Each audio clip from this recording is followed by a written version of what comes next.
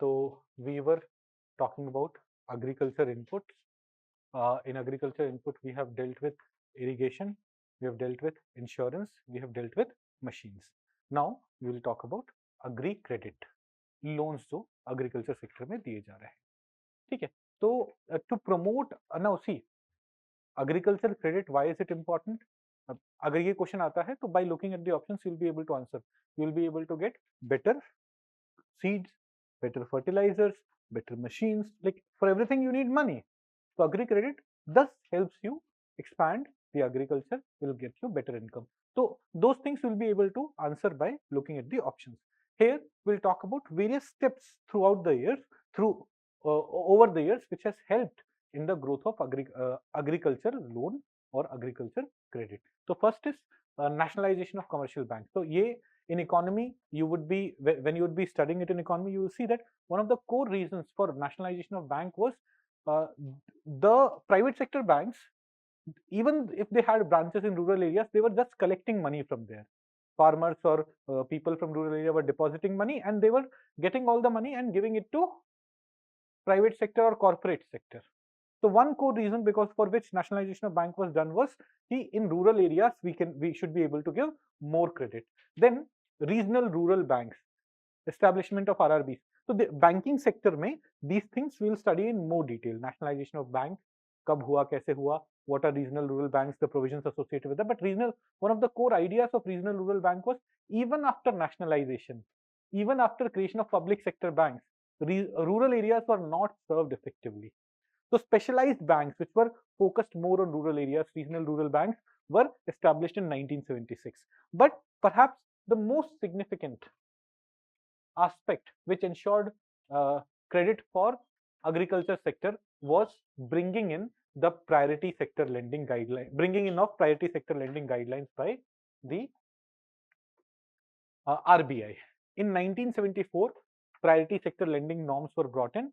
Under this, currently, of all the loans which banks give, 18% of that is earmarked for agriculture sector. So now every bank in India, including foreign banks which have more than 20 branches, they are supposed to, if they are giving 100 rupees in loan, 40% of them, that has to be priority sector loan, 18% of that has to be for agriculture sector. This has increased the loans giving to farmers a lot. And if some bank is not able to achieve this, there's a mechanism of buying certification or fine there. Then creation of Nabard in 1982. Look at the full form of Nabard, National Bank for Agriculture and Rural Development. The idea behind Nabard was to ensure that more funds are available for agriculture sector. Abhi we have looked at, in the previous class we looked at various initiatives. For example, long-term irrigation fund. More fund is available for irrigation sector. Then we looked at micro irrigation fund. More funds should be available for micro irrigation purposes. So Nabard ka formation is another step which has ensured more credit for agriculture sector. Then in 1998 we came up with Kisan Credit Card Scheme. What is Kisan Credit Card Scheme? Under this scheme, a farmer who needs immediate credit, कि उसे seeds खरीदने उसे immediate credit चाहिए.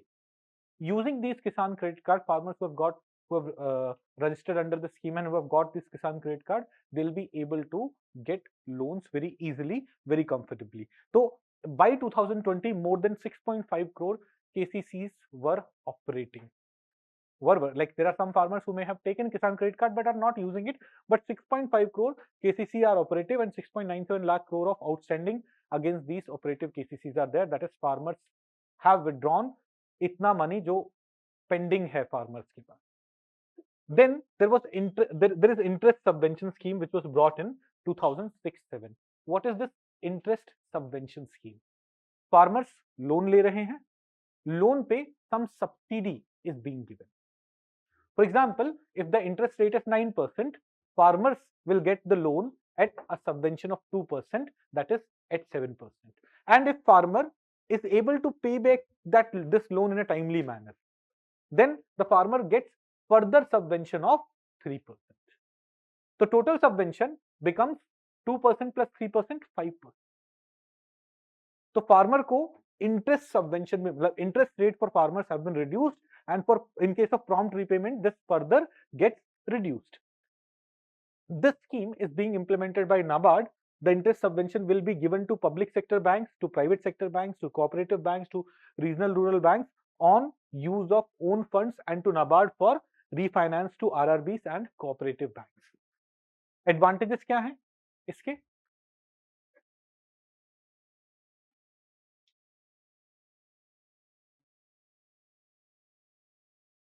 कोई भी bank KCC बना देगा, आप उससे पैसे विड्रॉ कर सकते हैं. हाँ, yes. Now, advantages of all these things: easier loans, easier availability of money. We will not get into that. Then there are some other initiatives, like for example, when some disaster occurs, at that time interest subvention is either increased or a repayment thing is delayed. Those aspects are there.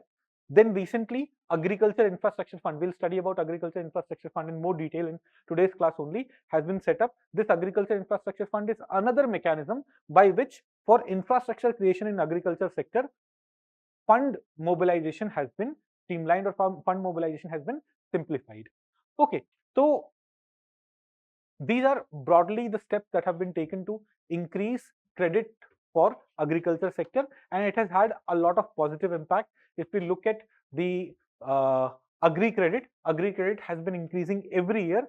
I'll give you an assignment. See what was the agri credit target of the last financial year. Budget में क्या announce किया था? Were we able to achieve that? And what has been the target that has been given for this year? इस साल budget में target दिया होगा ना कि in 2022-23 how much of agri credit would be provided to farmers. What was the target for last year? Whether it was achieved? What is the target for this year? अब achieve होगा या नहीं वो तो आप अपने इंटरव्यूज के time पढ़ेंगे जब नेक्स्ट ईयर बजट में बात होगी. One hint that I'll give is, हुआ? हिंट देने की जरूरत ही नहीं है. Every year we are achieving the target. जितना हम टारगेट रखते हैं कि बजट में इतने लाख करोड़ हम अग्री क्रेडिट में देंगे, उसे जनरली ज्यादा ही दे दिया जाता है. Most important reason is that priority sector lending वाला 18% of all your loans have to go for agriculture sector. Now here there's a report, the regional distribution of agri credit in India. If you look at regional distribution of agri credit, you would see that most of the agriculture credit is concentrated in southern India. Northeast India में बहुत कम agri credit जा रहा है. This has been explained here. Share of southern region in agri credit was more than 40%, while it was less than 2% for northeast region. Why low coverage for northeast region? Again, that community land holding. When you have community land ownership, then you do not have that document to show you are a farmer and you are not able to borrow money from the bank. That becomes one of the factors why in northeast region it is much lesser. Then another aspect is total cultivable area in northeast is only 2.75% of the gross cultivated area in the country. So जब उनका total area under agriculture is very less, chances of getting agri loan is lesser. But other than this, there are a number of other problems which agri credit sector in India is facing, and this report is talking about those things also. For example, the agri credit system in India is mostly benefiting large and medium farmers. Small and marginal farmers को इतनी आसानी से loan नहीं मिल रहा. That is one major concern. Sharecroppers, tenant farmers, they are not getting loans easily. Then it is skewed towards certain crops. Animal husbandry, fishing sector, these are also allied sectors. For them, getting loans is difficult. Some steps have been taken. For example, KCC scheme has been extended to animal husbandry sector. It has also been extended to fishery sector, जो आज से 2 साल पहले तक नहीं था, 2-3 साल पहले तक नहीं था. तो for allied sectors which are growing a lot, which needs a lot of fund, the credit flow is still much lesser. Then from this credit, capital formation is very less. Most of the credit is being used for day-to-day purposes. उससे infrastructure develop हो रहा हो, irrigation facilities develop कर रहा हो farmer, chances of this happening is much lesser. Then there are regional disparities. Eastern and central India Indian states are suffering, whereas the South Indian states are able to get a lot of these things. Non-institutional formal credit dependency is still very high. 30% of the loan which farmers are taking, they are 30% of the agriculture households are still taking loan from local money lenders or non-institutional sources where interest rate may be high. Loan waivers are creating other sets of problems in agri credit mechanism. Loan waivers are creating moral hazards. What moral hazard? Like government announce kar deti hai, like political parties announce before election that if we come to power, we will waive off loans. In this scenario, I'm a farmer who is honestly every year is repaying my loan. But when I get to know, oh, this government is going to waive off the loans, I would not do that. Or if I have done it in the past and my other friends who, in spite of having money and everything, were not giving their loans back in a timely manner, unka loan waive off ho gaya, so I would be like, why the hell did I honestly paid back my loan if it was going to get waived off? So loan waivers are creating problems. These are some of the problems. So dekho, this I have ensured that these kind of one word advantages, limitations, I'm including in the notes so that analytical questions that may get asked कि loan agri credit sector में कौन-कौन सी problems चल रही हैं इनमें से. You should be able to answer that also, and this also simplifies your preparation for mains examination. Mains examination में भी अगर आपसे पूछा जाएगा critically analyze the agri credit situation in the country, you will talk about these problems कि ये problems हैं agri credit situation में. So this simplifies your mains preparation also, and this ensures that your analytical questions in the exam would get answered. Let's go to the next input, fertilizer. Fertilizers provide nutrients. There are, like in agriculture, we require two major types of nutrients. One are macro, which are needed in large quantities. For example, NPK fertilizers, nitrogen, phosphorus, potassium. These are part of those macronutrients. So there are 6 macronutrients: nitrogen, phosphorus and potassium, calcium, magnesium and sulfur. ये 6 nutrients agriculture में ज्यादा quantity में चाहिए होते हैं. And then there are micronutrients like boron, chlorine, copper, iron, manganese, molybdenum, zinc and nickel. These are required in much smaller quantities. Like for us also, for humans also, for animals also, we had macronutrients and we had micronutrients. Do you remember from health class? Macro mein we had carbohydrate, fat and protein, which we needed in larger quantities. In micro, we had vitamins and minerals. Minerals were further divided into trace minerals and minerals which were needed in larger quantities. You remember all those things? ठीक है. तो यहाँ पे भी ऐसे ही we have macronutrients and micronutrients for agriculture sector. Now, fertilizers play a very important role in the growth of agriculture sector. In fact, one key reason why green revolution was possible in India was availability of good quality fertilizers. So now, even now, a lot of farmers in India do not use fertilizers. One key reason for it is availability and cost, and that's why government has tried to take a number of steps to increase the availability of fertilizer in the country and to control the cost of fertilizers in the country. But this has been done through various fertilizer subsidy regimes, and that has become a problem for the government. In fact, the 3F, fuel, food and fertilizer, consist of around 95% of the subsidy burden of the government. अगर government 100 रुपए की subsidy, government का 100 रुपए का subsidy burden है, if government has a subsidy burden of 100 rupees, 95 rupees goes in the 3F, food, fuel, fertilizer. इनका contribution vary करता रहता है. For example, during the pandemic, food का share increased drastically. Okay, so this number may change every year, so do not much worry about the number, but roughly food, fuel, fertilizer 95% contribute कर रहा है.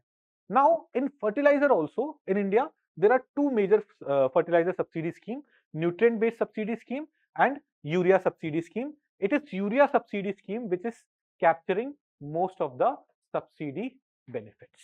So let's understand these two schemes. जल्दी जल्दी समझेंगे and then we'll understand what are the good things that these schemes have achieved and the problems which are there related to these schemes. So first is nutrient-based subsidy scheme. Now, what is this nutrient-based subsidy scheme? This scheme, which was introduced in 2010, before this, we had product-based subsidy scheme, जहाँ पे for fertilizer products subsidy was given. This was unnecessarily increasing the burden of subsidy on government and also creating problems related to not specialized fertilizers not being developed in the country. So in 2010, we came up with NBS scheme, under which, under NBS scheme, subsidy, let's say there's a fertilizer, 1 kg of fertilizer.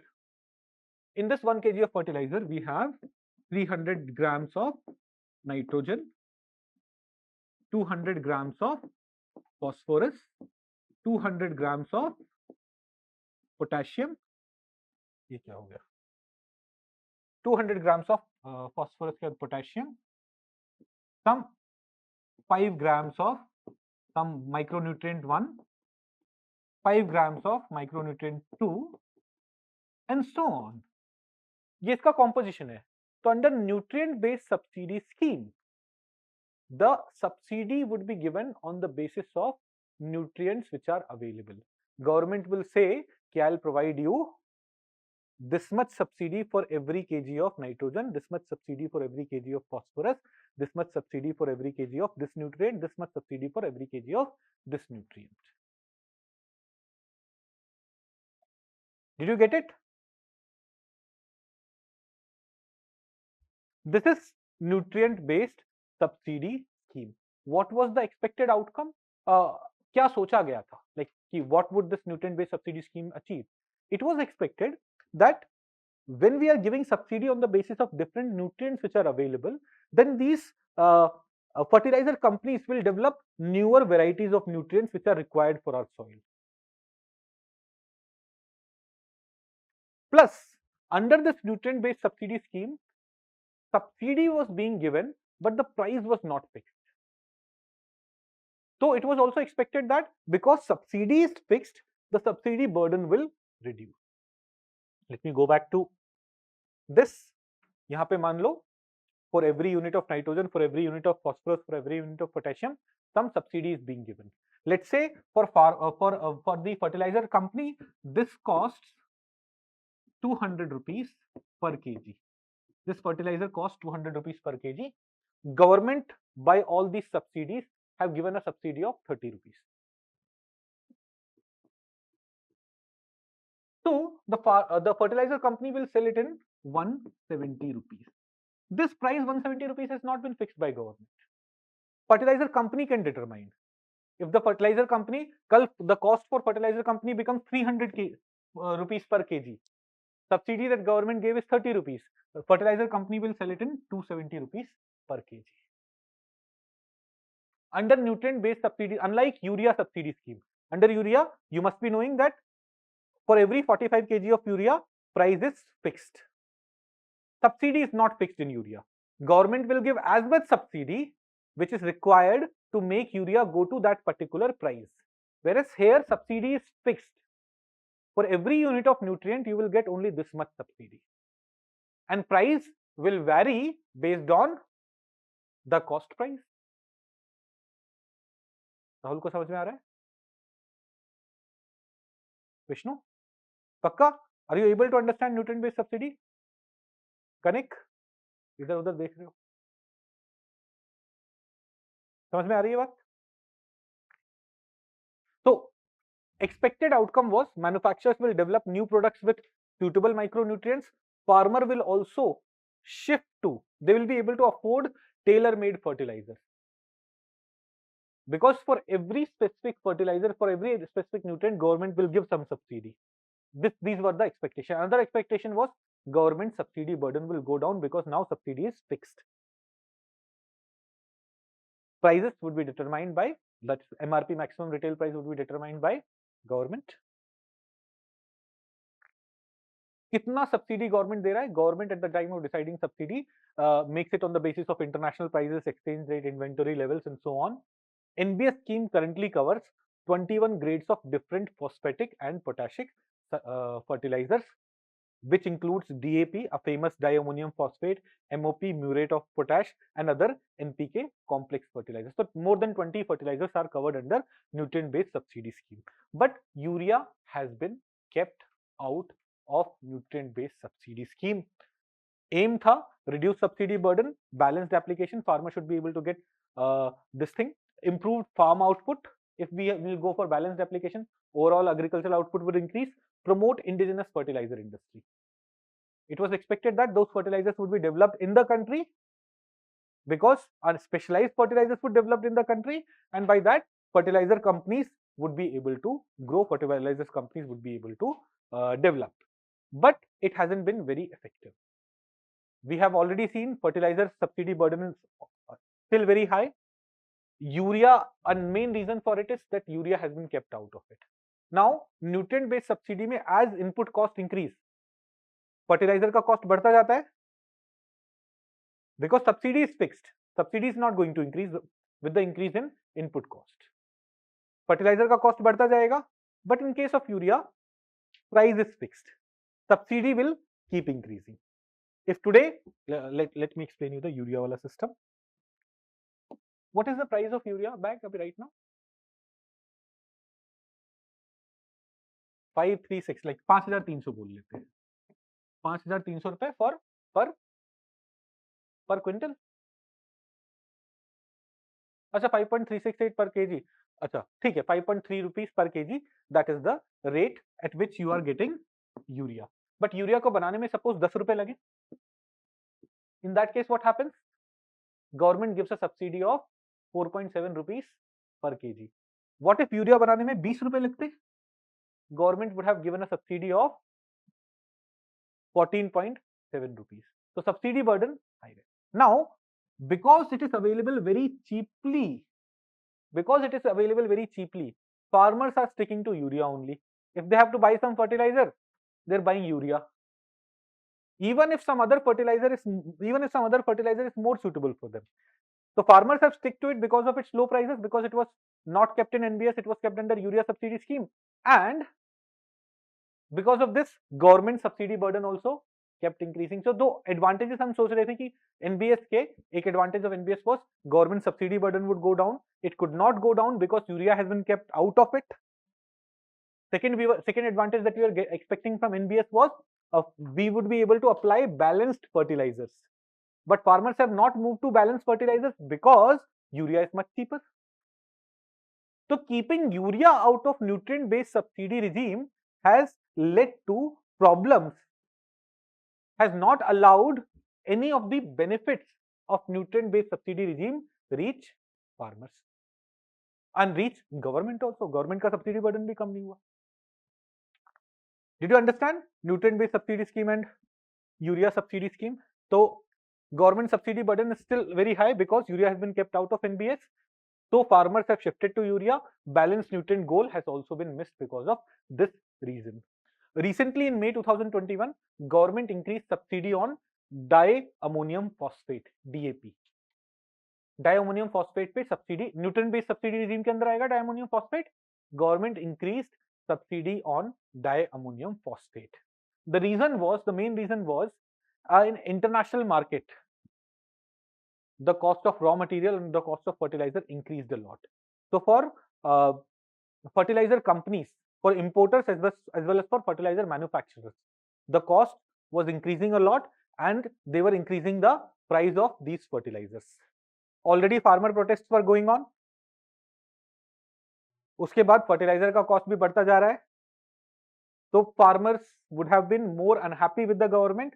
So in May 2021, government announced that subsidy on DAP fertilizer will be increased by 137% from 511 rupees per 50 kg to 1211 rupees per 50 kg.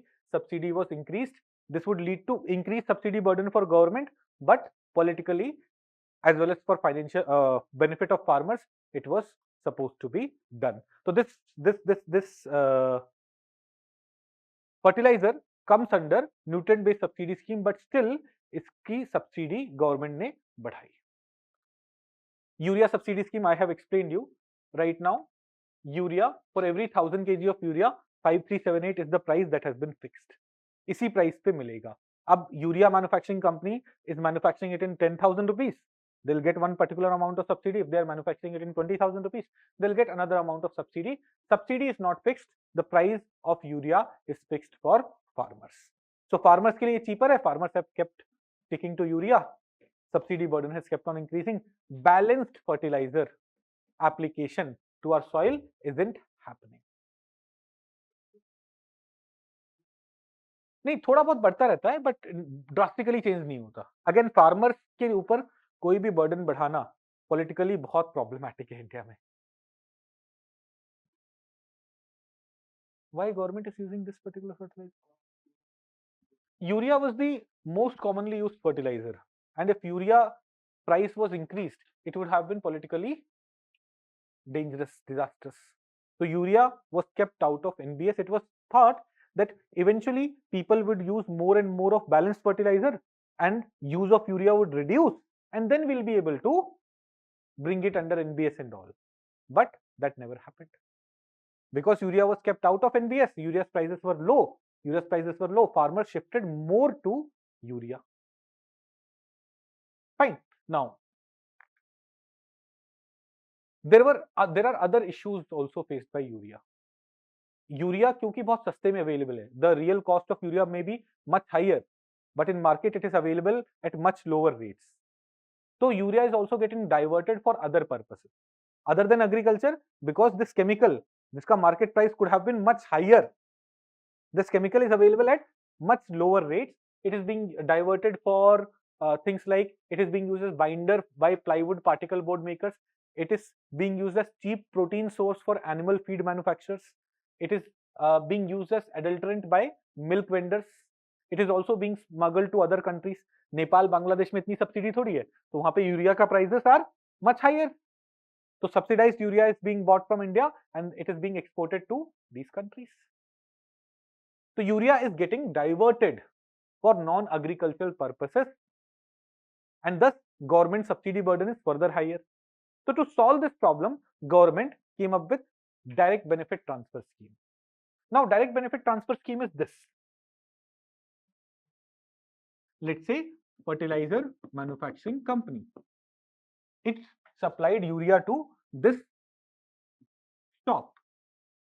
Now fertilizer manufacturing company manufactured urea in 10,000 rupees per kg, per 1000 kg ton, na? 10,000 rupees per 1000 kg, 10,000 rupees per ton, but it has to sell it in, the retail company has to sell it in 5,300 rupees per kg, right? तो पहले क्या होता था, the moment they supplied this, they were becoming eligible for subsidy of 4,700 rupees. But under direct benefit transfer scheme, when this will be bought by farmers, farmers' detail would be registered, Aadhaar details, etc. would be registered, and only when a farmer buys it, the money will directly be transferred to fertilizer manufacturing company's account. Now the idea was, now a farmer will have to show Aadhaar details, only then farmer would get urea.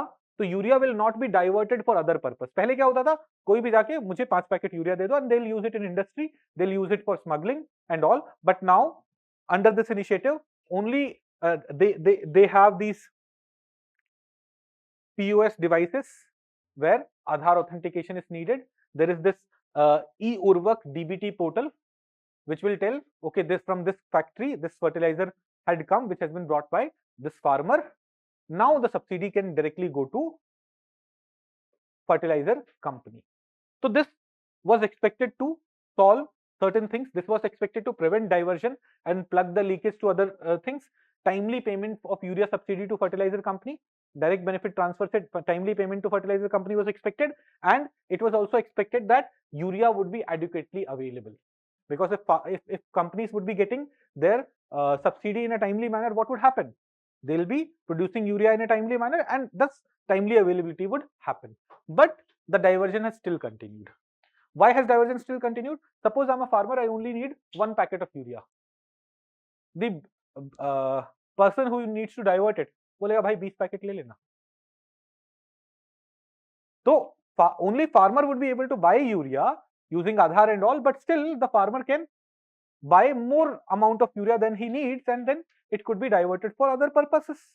So diversion has still continued. Certain things have been proposed. एक चीज जो propose करी जा रही है वो है direct cash transfer initiative. In direct cash transfer, what is being planned? Direct benefit transfer is something else. Please note, in direct benefit transfer, the benefit was directly transferred to fertilizer company. That's something that's happening right now. In direct cash transfer, this is being thought, every farmer would be given cash, subsidy cash, to buy urea. And that cash would be as per the farmer's land area. So now farmer would only be able to buy subsidized urea to that extent जितना उसके पास land है. So chances of diversion would be much lesser. This is something that has not been implemented yet. DBT has been implemented. Direct cash transfer is not something that has been implemented. This is one of the proposals. Can you understand how DCT can be beneficial? But various other experts, including a study by Niti Aayog, has said that farmers are opposing it for multiple reasons. One, initially farmers have to pay all the money in advance rather than paying 5,300 rupees. They'll have to perhaps pay 15,300 rupees if the real price is that, and then they get subsidy in the form of direct cash transfer. So the farmers may not be able to initially pay this money.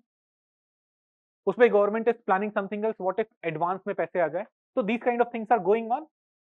जब implement होगा, we'll see. But this will help you understand what is the problem with the previous system, and that's why I've explained you this. Now there are some what has been the impact of these fertilizer subsidy schemes? एक impact तो positive रहा है. It has increased the supply of fertilizer in the country. Urea supply has also increased in the country. That is good, but it has failed in the goals of increasing domestic production. Domestic production of fertilizer जितना expected था उतना increase नहीं हुआ है, and balanced use has also not happened. Urea diversion has continued. These problems are there. So first of all, why domestic industry could not be promoted? There are two main reasons for it. One, raw material which are needed for non-urea fertilizer is absent in the country. For example, India completely lacks any commercially exploitable source of potash and is dependent on import. The entire demand of muriate of potash has to be met by importing. Then in the phosphatic sector also, there's a limited availability of raw material like sulfur and rock phosphate, and hence bulk of raw material has to be imported. In urea sector also India is dependent on imported fuel source. तो fertilizer बनाने के लिए gas वगैरह चाहिए, उसमें भी हम import पे dependent है. So this import dependency has hampered industrial growth in India. Then fertilizer sector has seen low investment. Fertilizer companies have remained inefficient. For example, urea पे तो आप जितने का produce कर रहे हो, that doesn't matter. Some companies producing urea at lower prices, other companies producing urea at higher prices. सबको बेचना उसी रेट पे है. Difference amount would be given as subsidy. So inefficient industries have continued in this case. There have been other advantages of increased use of urea, other disadvantages. Ideally, the NPK ratio in fertilizer should be 4:2:1, but this number is much higher in favor of N in India, which has impacted the soil fertility, which has created problems like nitrogen pollution and so on. It has also hampered diversification of crops. How crops diversification has been affected? For some other crops, some other fertilizer may be needed. But because urea is available at such low prices, farmers grow only those crops जहां पे urea use हो. Diversion वाला part हमने समझ लिया, fiscal burden government का चल ही रहा है. तो what are the steps that have been taken to deal with these problems? One major initiative that we launched in 2015 was gas price pooling. Now, what is this gas price pooling? Now, see, in fertilizer company, we needed natural gas. When we needed natural gas, some natural gas was produced in India, some natural gas was imported. Now, the natural gas which is produced in India was available at much lower prices. Imported natural gas was available at higher prices. This created problem. Like some industry was making it urea at higher cost, other industry was making it at lower cost, and we were not able to gauge which is more efficient because of the difference in input prices. So what we did, let's pool all these gases together and provide gas to urea companies, to fertilizer companies at uniform price. And then under different policies promote efficient industries. This led to industries being forced to become more efficient. Now, input price difference would not be a criteria to say that my urea is expensive because my raw material is expensive. By this pooling, all the companies were made to get natural gas at the same price. Did you understand the idea of gas price pooling? Then neem coating of urea has also been made mandatory. All the urea that is being produced in the country has to be neem coated. Now, what are the advantages of neem coating of urea? एक advantage है, it reduces the rate of dissolution in soil. The urea, when it goes into the soil, does not dissolve easily. It means it can provide nutrient for a much longer period. If all the urea gets dissolved quickly, what happens? It gets washed off. But if it dissolves slowly, plants would be able to get nutrients for longer period. Then it reduces diversion to industry. Industry need pure form of chemical. Neem coating reduces purity. Chances of diversion to industry reduces. Neem has other advantages. Neem acts as fungicide, insecticide, pesticide. So urea, which is a fertilizer, can also have other advantages for the crops. And then urea can't be used in synthetic milk now. आज से कुछ साल पहले synthetic milk was very common. People like you, आप natural milk देखते हैं ना? If you go to YouTube and search for how synthetic milk is made, you'll be able to get a number of videos. वहां पे they were using urea, they were using oil, mixing them together, and they were able to produce synthetic milk at a much cheaper price, which is harmful for your health, but it would appear like you are drinking normal milk. And synthetic milk streets are also very common, and that's why a lot of people have stopped consuming milk. There are higher chances that it would be synthetic milk. But there also urea was being used. After neem coating, its chance of being used for that purpose reduces. इस पे एक question आया था 2016 prelims में. इन 2016 preliminary examination Neem coating of urea के advantages क्या होते हैं उस पे सवाल आया था.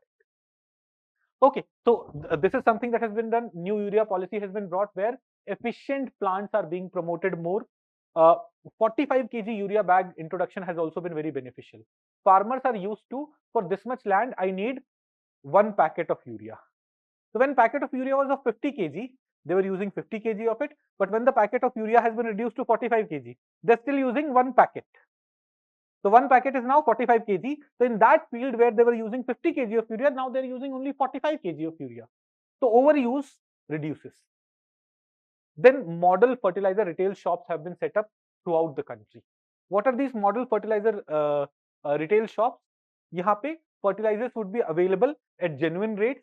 They would also have facilities of soil testing through which they'll be able to help farmers in understanding what fertilizer is needed for your soil, and they also provide some optional services like they can act as custom hiring centers where equipments could be hired. Equipment like tractors, laser levelers, rotovators, etc. could be hired, and they could also sell small implements like spades and sickles and so many things. So this has also been set up. This is also contributing to fighting against the problems which have been created by inefficient use of fertilizers. Okay, so other than what is urea subsidy scheme, what is nutrient based subsidy scheme, ये जो बाकी concepts है ना कि what is gas price pooling, what is neem coating of urea, what are these model fertilizer retail shops, because all these things have happened recently. You must have an idea about these. Fine, ये बात समझ में आ गई है. Let's go to other aspect, soil health. Now, we'll talk about soil health. So in 2015, which was also the International Year of Soils, India launched a unique scheme of soil health card. What is the scheme of soil health card? Achha, there are some doubts online.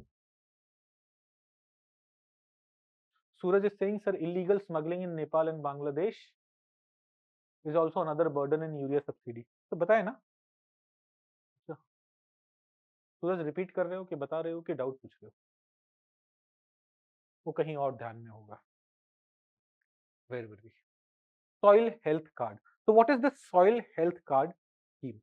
Under the scheme, the objective is that all the farmers in the country should get soil health card every 2 years. This soil health card will tell the farmer what is the suitable crop for your soil. For a particular crop, what are the nutrients required in the soil?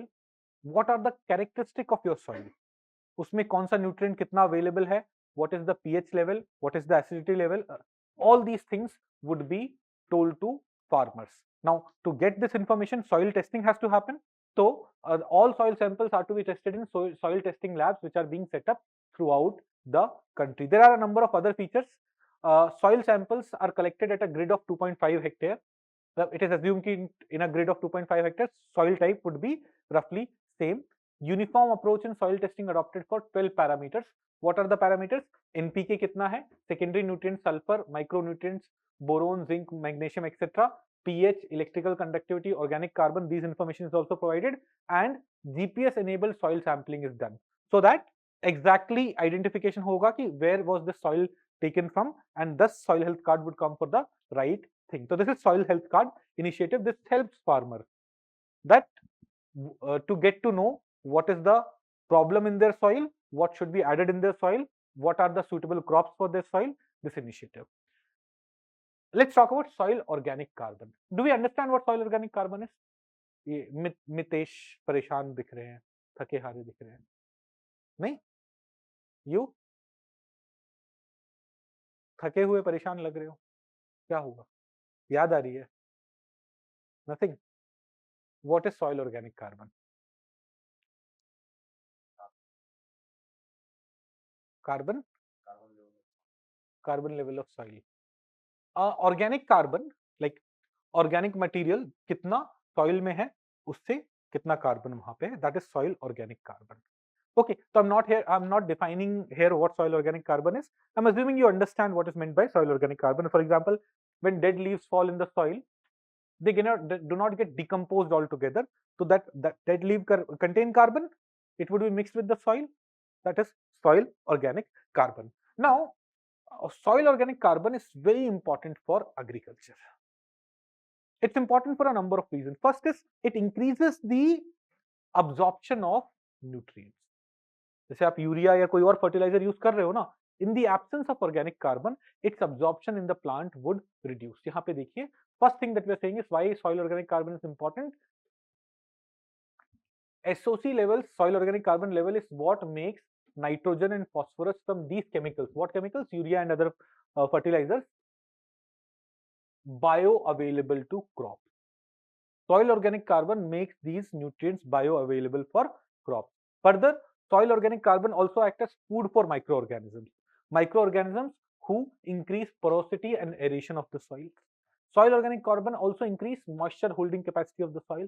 Therefore, we can say that other than fertilizers and all, we have to ensure that soil organic carbon level of soil has to be good for effective agriculture growth. But India mein soil organic carbon levels have been much lower. There are various factors for it. One is geographical factor. Tropical, subtropical countries में decomposition would be much faster. Decomposition fast हो रहा है तो dead leaves and वो would get decomposed easily, leading to soil organic carbon getting limited. That is one aspect. Then newer methods of agriculture, वहां पे जहां पे we are using mechanization, we are removing all the straw from the field, have also become an aspect. And then climate change has increased the rate of decomposition. That is also creating problems. So generally, how do we increase soil organic carbon? First is higher retention of farm residue. Grains you remove, but try to leave farm residue in the soil only. That is very crucial. It will not only add soil organic carbon, it will add a lot of nutrients also in the soil. Second is adding organic matter from outside. We have talked about compost, we have talked about vermicompost. How are they made? They are made from organic material, right? Adding those things into the soil would also increase soil organic carbon. Crop rotation can also play an important role. Leguminous crops, you must be knowing that leguminous crop add nitrogen to the soil, but this nitrogen helps bind and retain carbon in soil for longer time, and thus even these things can lead to increase organic carbon levels in the soil. Then use of no-till implements also deserve a push. When you do not when you use implements which can sow seeds without tilling, it would lead to inner levels of soil remaining protected, ensuring more carbon levels. So no-till implements need to be promoted, and in general awareness program about why soil organic is crucial, why soil organic is important, can play a role in increasing soil organic carbon level in soil. ठीक है, अब ये ना environment में ये question environment के perspective से question आ सकता है कि what are the advantages of having soil organic carbon.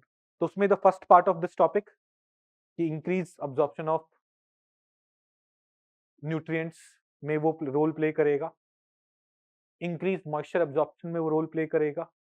That is one aspect. Question can be how can we promote increase in soil organic carbon levels, and there ये second part जो हमने पढ़ा है, this aspect would be crucial. So even crop rotation can contribute to increase in soil organic carbon level. Fine.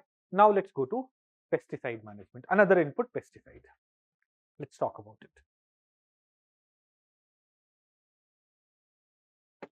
Sir, can we say SOC and humus are एक बहुत सारे doubts are. Wait.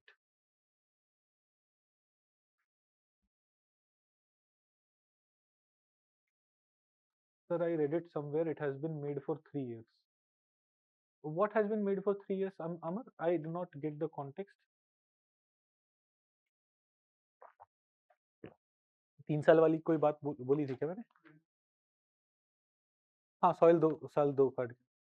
अच्छा 3 साल के लिए बन रहा है क्या? ठीक है, मैं चेक कर लूंगा, रुको, नोट कर लेते हैं.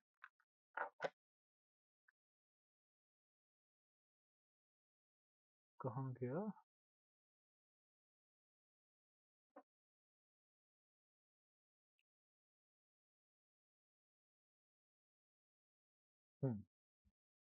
Updates about lesser florican, grasses are angiosperms, ऐसे बहुत सारे डाउट्स लिख के रखे हुए हैं जो मैं अपडेट्स में दूंगा.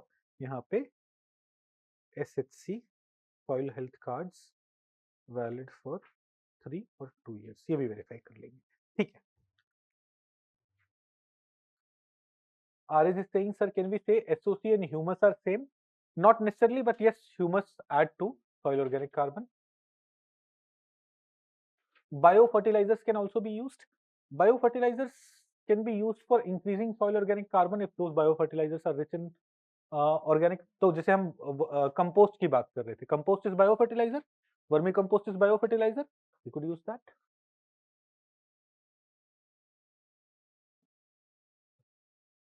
Sir, is there any difference between tilling and plowing since we studied deeper plowing as an advantage? Tilling और प्लोइंग के बीच में क्या डिफरेंस है, कोई बताएगा मुझे? मुझे भी नहीं पता. टिल करना, प्लो करना, are they two different things? I do not know. I do not know. Maybe Hindi वाला टर्म इसका पता हो तो I'll be able to talk about it. I don't know.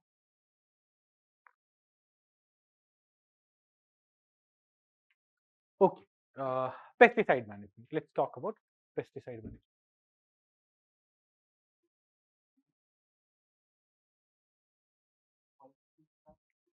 और कोई रीजन नहीं है, फार्मर्स परेशान हो जाएंगे.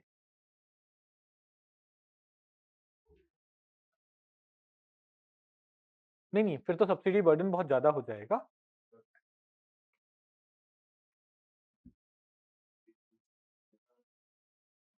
हाँ,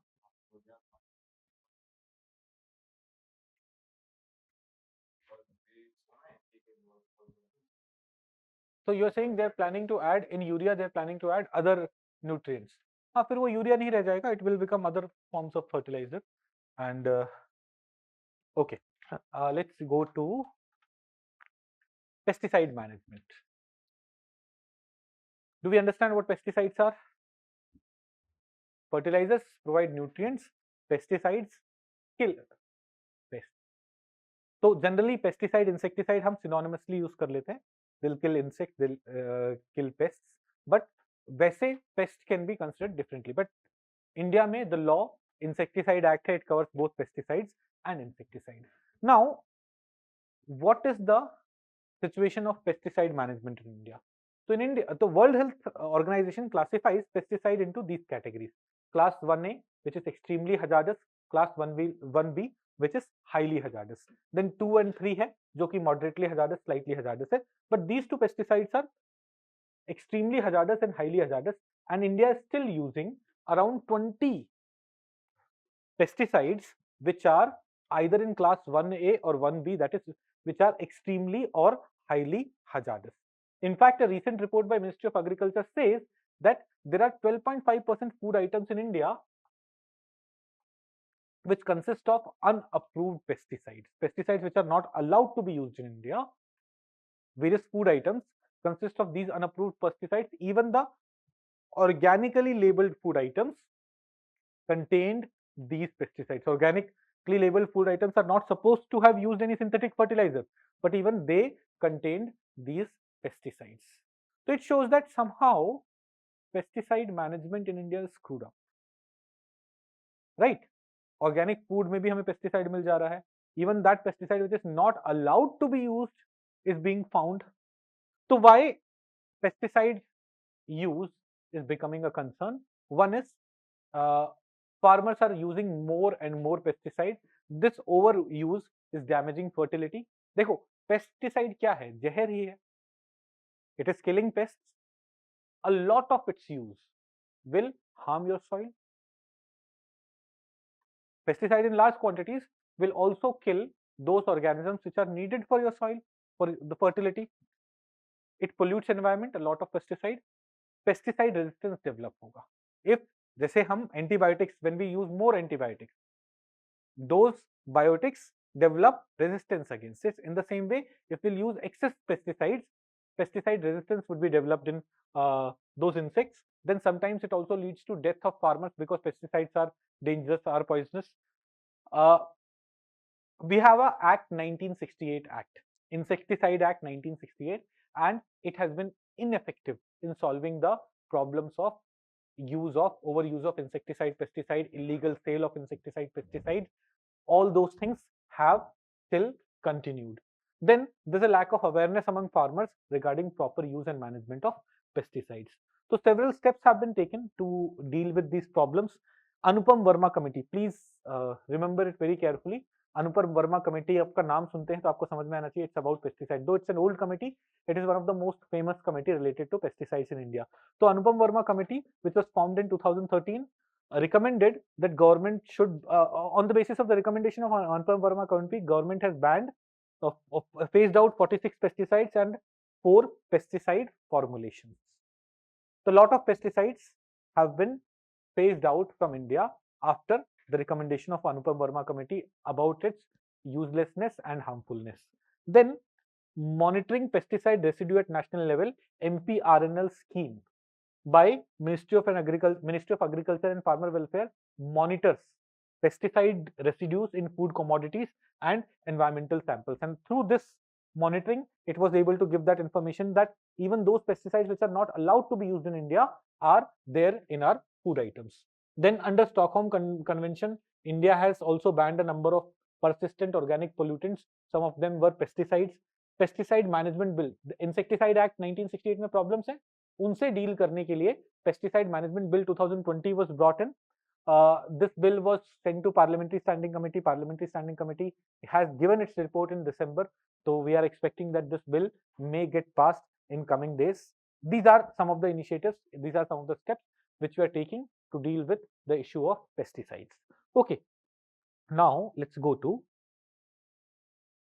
higher education in agriculture. हम बोल रहे हैं education is also one of the inputs that is needed for the agriculture sector.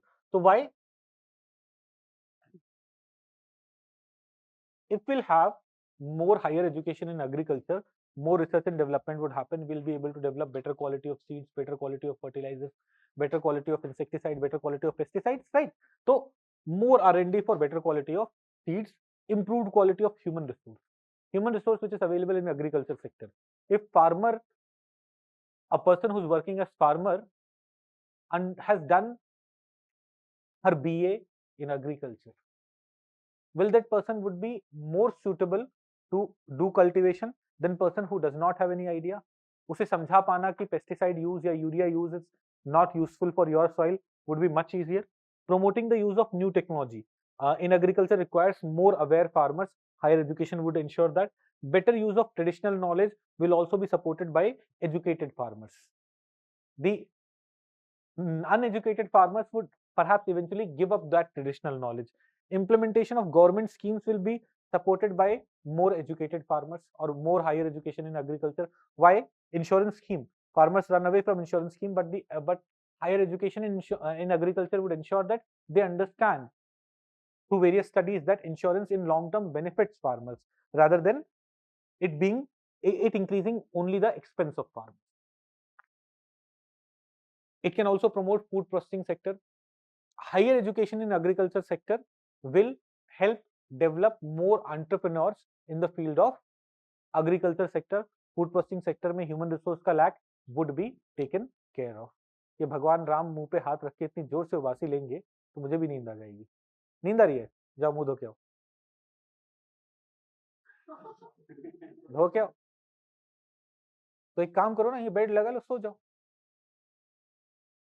का ऑफिस से आ रहे हो क्या डायरेक्ट? बेचारे को देखो, ऑफिस में काम करता है, फिर यहाँ आराम करता है, फिर घर जाके फिर आराम करेगा. अच्छा, आपकी लाइब्रेरी में क्या? सही सिंसियर बच्चे. Nice. Efforts towards promoting agri education. So far we talked about what are the advantages of agri education. कुछ schemes हैं जैसे Scheme for Agriculture Education Division and ICAR, National Agriculture Higher Education Project, NAHEP. This National Agriculture and Higher Education Project was launched jointly by Indian Council of Agricultural Research and World Bank. 50% funding है. Idea क्या है? अपनी जो agriculture universities है, their capacity building and governance should improve. Then there is Pandit Deendayal Upadhyay Unnat Krishi Shiksha Scheme. Under this, 100 new centers have been opened in the country for agriculture education. There is ARYA, Attaining and Retaining Youth in Agriculture. Now देखो, youth को हम बोल रहे youth is running away from agriculture. How do we retain youth in agriculture? We can retain youth in agriculture if we promote entrepreneurship. So I was telling you about one of my friends who has a lot of kilas of land, that unit of land in the village in Haryana. That person was not ready to work as a farmer, but if that person could have started a small food processing unit, he would have very easily continued working as a farmer there while being an entrepreneur. So ARYA, attaining and retaining youth in agriculture, is focused on entrepreneurship development among rural youth. Then a number of agriculture institutions are coming throughout the country. For example, Indian Agriculture Research Institute is one such institution that has come up. Okay, तो ऐसे बहुत सारे initiatives हैं. You should have an idea about them. Do not cram these things. Please note that आपको ये agriculture का booklet बैठ के रटना नहीं है. क्लास अच्छे से सुनो, उसके बाद एक दो बार रिवाइज करो, so that in exam, if in options this would be there. जो आप चीजें क्लास में सुनते हैं ना, जैसे for example if you are attempting test right now, आपने एनवायरमेंट क्लास में इतनी बार सुना है, तो if you get questions on let's say biosphere reserve, you will be like हाँ ये पढ़ा हुआ था.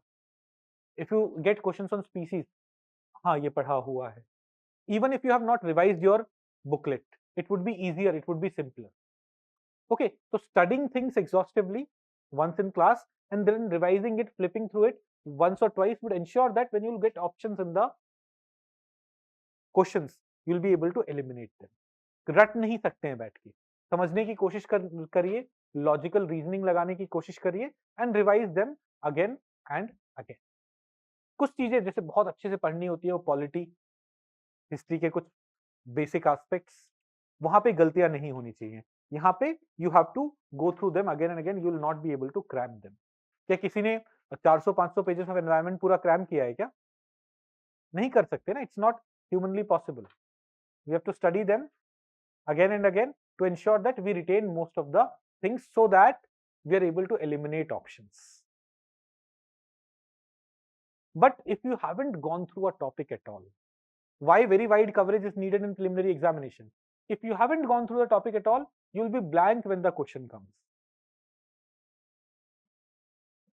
तो सॉइल हेल्थ कार्ड 2 साल न्यूज में ना रहा हो, वैसे ऐसा नहीं होता कि न्यूज में, डेफिनेटली न्यूज में था, but still if you haven't gone through soil health card, question may get asked on soil health card, you have to have an idea about it. So if you haven't gone through it, it becomes a problem, and that's why I try to ensure that we are covering all important topics. कुछ पुराना भी हो सकता है, 3 साल पुराना भी हो सकता है, बट इंपॉर्टेंट हो। प्रधानमंत्री कृषि सिंचाई योजना 2016 में आया, बट अभी भी यूजफुल है। फसल बीमा योजना 2016 में आया, 17 में आया ना, but it is useful. You have to study them. You cannot leave it all together वैसे. Okay, now coming back to agri education. ऐसी agri education you study what are the advantages of agri education once. अब अगर वो exam में आएगा ना, if you have studied it once, you have thought logically about it once, you will be able to mark it correctly, eliminate options. Now let's go to कृषि विज्ञान केंद्र. What are कृषि विज्ञान केंद्र? देखिए, कृषि विज्ञान केंद्र आर सेंटर्स वेयर वन थोड़ा रिसर्च एंड डेवलप, कृषि विज्ञान एग्रीकल्चर साइंस पे थोड़ा सा काम हो रहा है, but these are more importantly centres through which we are demonstrating new technology to farmers, we are demonstrating new crops to farmers. Suppose Indian Agriculture Research Institute और Indian Council of Agriculture Research has developed a new variety of potato. Farmer will not directly jump on it. This Krishi Vigyan Kendras would grow those potatoes, will demonstrate to farmers, see, in 1 acre we were able to grow much higher quantity. A new machine has come. Farmer will not directly go and buy the machines. These Krishi Vigyan Kendras would help farmers see demonstration. These Krishi Vigyan Kendras would also collect local data, local information, and do some studies related to that. So these Krishi Vigyan Kendra, first Krishi Vigyan Kendra was set up in 1974, and currently we have more than 700 Krishi Vigyan Kendra. Now why was it needed? One, we needed to promote invention and innovation in the agriculture sector. Role of science and technology. Right now, almost half of the workforce in India is dependent on agriculture. So if we can promote science and technologies used in agriculture, it can promote food security as well as employment opportunities. It will help farmers realize their true potential if they use the best possible things. So what has been done? Government of India through Indian Council of Agriculture Research has set up a large network of more than 700 KVKs have been set up throughout the country. They do technology assessment and refinement. They do knowledge dissemination. Which crop is suitable, which tool is suitable, that provide critical input support for farmers with multidisciplinary approach. They do on-farm testing to assess the location specificity of agriculture, frontline demonstration to establish production potential of technologies on the farmer's field, capacity development of farmers, like training and all to farmers could also be provided through these KVKs to work as knowledge and resource center of agriculture technologies. They also provide farm advisories using ICT and other media means. So through various information and communication technology tools, they ensure that they are able to send information to farmers at the regional level. So 700 plus of them are there. KVKs of the country have been linked with 3.37 lakh common service centers to enhance the reach of these KVKs to farmers. Okay, so these were various inputs, agri education mein ya agri training mein, these were various inputs that were needed for agriculture sector.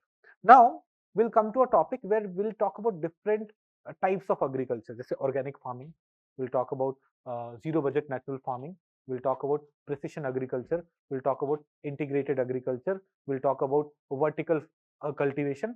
ये अलग अलग तरह की चीजें जो news में रहती हैं, विल टॉक अबाउट देम। बहुत डिफिकल्ट नहीं है, just understand the core concepts. इस पे क्वेश्चंस आ जाएंगे एग्जाम में, तो you will not B blank, you will have an idea about them. कनिक फिर मास्क लगा के हंस रहा है, क्या हुआ कनिक? ये राम और कनिक में कुछ चल रहा है क्या? अब छी छी, अबे वैसा कुछ नहीं, बातें चल रही है की बात कर रहा था मैं। तो इतना खुश क्यों है तुम्हारे गर्म पानी से?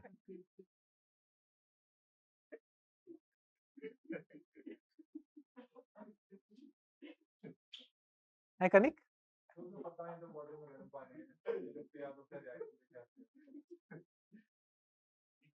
अच्छा, गर्म पानी तो चल रहा था बीच में। चलिए,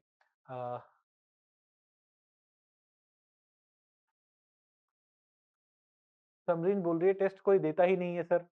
अबे नालायक लोग हो, 1000 एडमिशन है, 50 बच्चे भी टेस्ट नहीं देते हो। टेस्ट दे दो। वो बेचारी बच्ची टेस्ट देती है, बोलते हैं सर कंपैरिजन कैसे करूं, 20 बच्चों ने टेस्ट दिया है ना? टेस्ट दे दो, ऐसे नालायकपंती ना करो। समरीन अभी टेस्ट इसलिए नहीं दिया होगा कि एग्रीकल्चर कंप्लीट नहीं हुआ और agriculture was in the syllabus of the test. ठीक है, तो एक बार एग्रीकल्चर कंप्लीट हो जाएगा, आज और कल में हमें एग्रीकल्चर कंप्लीट करना है, then will give a test. Okay, परसों सैटरडे को कैवल्य सर का इकोनॉमी के बेसिक्स वाला क्लास है। तो जिन लोगों ने कोई जीएस की क्लासेस नहीं करी हैं, या ऐसे बहुत सारे लोग हैं जिन्होंने जीएस की क्लासेस नहीं करी हैं, या जिन लोगों को लगता है इकोनॉमी वीक है, basic concept of economy weak है, please attend this class. I generally do not recommend ये सब करना, कि ये क्लास अटेंड करो, but Kaivalya sir is one of the best teachers you will find for economy. मतलब last year जब उन्होंने पीएमपी में पढ़ाया था, तो वी वर वरिड कि यार ये यंग सा डैशिंग सा लड़का is very young, and he is one of the youngest chartered accountants in the country. ऐसे वो 19-20 साल में चार्टर्ड अकाउंटेंट बन गए थे। But when he taught, like many of my students had come from my previous institution and they had seen 4-5 different teachers for economy, and they told me ki sir, this teacher is of a different level altogether. It was just कि we could not afford Kaivalya sir, else we would have said कि sir आप अपना CA वाला job छोड़ो, full time teacher बन जाओ, वैसे वाला। तो ही इज दिस गुड। तो जिन लोगों ने जीएस की कोचिंग बिल्कुल नहीं करी है, खुद से पढ़ा है, या जिन लोगों को लगता है बेसिक्स, देखो suppose 20 questions come from economy, at least 60-70% of them, 12 to 14 of them will be from basic concepts. Only 7-8 of them would be from things like infrastructure, things like scheme, things like agriculture. ज्यादातर concept तो basic, ज्यादातर questions would be from those basic concepts, and वो बहुत अच्छे से link कर रहे होते हैं। तो if you have time and if you think कि एक बार बेसिक्स जल्दी से रिवाइज हो जाए अच्छे से with some questions, do attend that session. मैं सैटरडे को सुबह रखवा रहा हूँ, मे बी 8 बजे से 4 बजे तक या 9 बजे से 5 बजे तक, बीच में ब्रेक्स मिलेंगे। वैसे उस आदमी को ब्रेक की जरूरत नहीं पड़ती, पता नहीं कैसे, बट मैं बोलूंगा ब्रेक्स मिले and you will enjoy it. जिनको भी करना है प्लीज डू इट। क्या? नहीं, फिर मैं संडे को 2 ले लूंगा, संडे को मैं 11 बजे से 8 बजे तक ले लूँ। नहीं तो ऐसे मेरी क्लास क्या, सैटरडे संडे 4:30 to 8:30 है ना, तो सपोज सैटरडे को नहीं होते तो मैं संडे को ले लूंगा 8 घंटे। मैं भी तो वही बोल रहा हूँ, बहुत सही पढ़ाते हैं। अच्छा, अच्छा यहाँ पे भी सपोर्ट आ रहा है। Shivangi Singh sir is amazing, no one can teach like him. Lecture will be available online. हाँ हाँ, lecture the way it is happening right now would happen like this only. ठीक है, तो लेक्चर ऑनलाइन भी रहेगा, रिकॉर्डेड भी अपलोड होगा, सब कुछ होगा normally. Okay, Suraj is asking sir current affairs की भी क्लास, अरे काम करेंगे ना, सैटरडे की क्लास अगर नहीं हो पाएगी बिकॉज ये वाला सेशन करना है, तो संडे को हम 2 क्लास ले लेंगे, 11:30 to 4:30 and 11:30 to 4 and then 4:30 to 8:30 normally we'll take, है ना? क्या बोल रहे हो? नहीं, तुम क्या करने लगे रोहित? किसका फोन आया था? रूममेट का फोन मैं देखता तो नहीं, क्या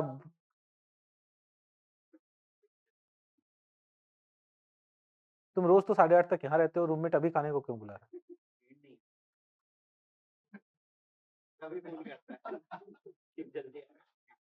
तुमने मेड को भी भगा दिया।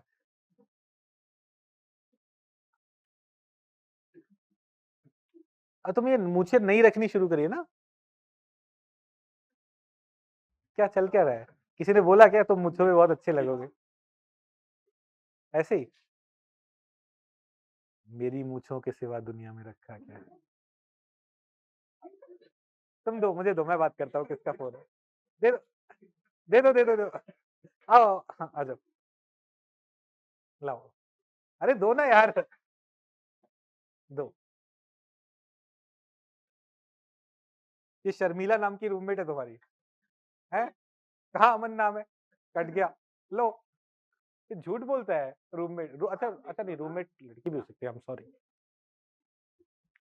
चलिए, तो let's go to these different types of agriculture. Sir art and culture का भी मैराथन करा दीजिए। हाँ। और उसके बाद +1 +1 +1 यार।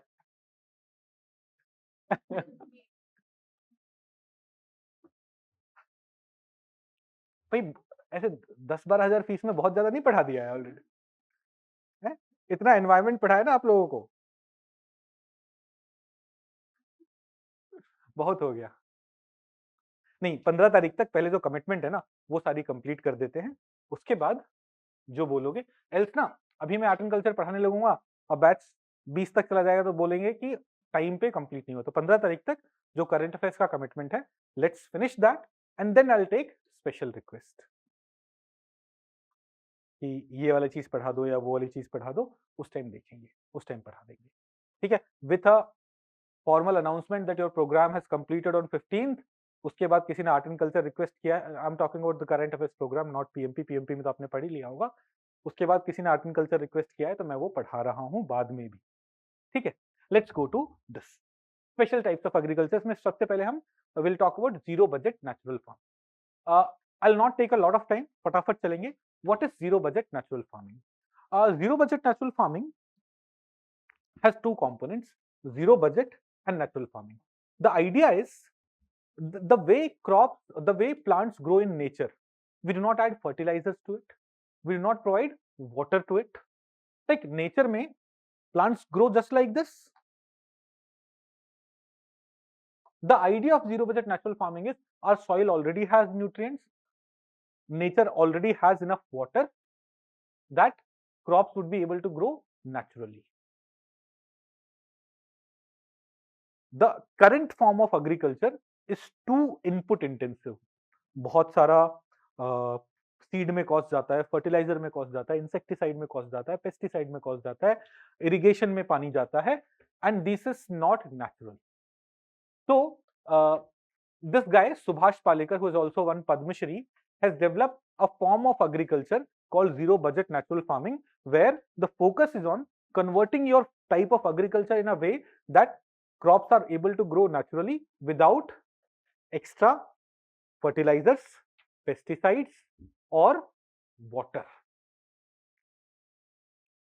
विदाउट, जैसे हम अभी अपने लैंड को फ्लड कर दे रहे हैं, स्प्रिंकलर से lot of water is being provided.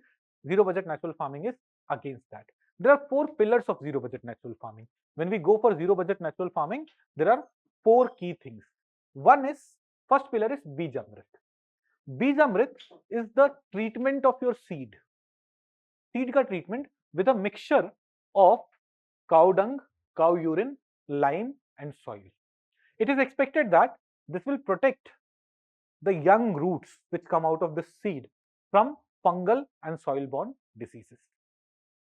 Then the second component is Jeevamrit. Now what is this Jeevamrit? Jeevamrit is not a fertilizer. हम तो बोल रहे हैं हमें naturally crop को grow करना है. We do not need to add fertilizer. We should not need to add fertilizers.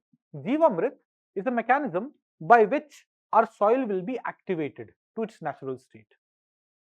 So initially for first 3 years, we will need to provide this Jeevamrit to the soil. In Jeevamrit, we would have a fermented mixture of water, cow dung, cow urine, jaggery, pulse floor, besan, जो चना is a pulse उसका floor, and a handful of soil from bund of the farm. Handful of soil also from the farm.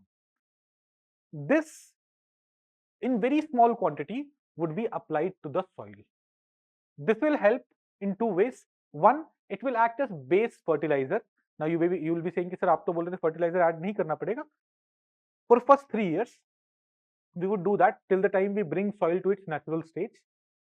So it will act as base fertilizer, but more importantly, it will act as a catalyst through which the microorganisms in the soil would be able to get activated.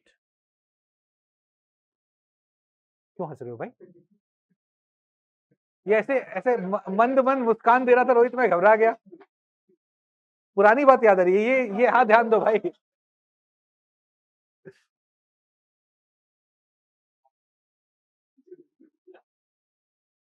क्या याद आ गया तुम्हें?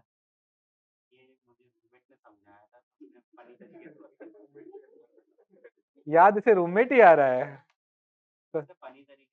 शर्मिला नहीं तो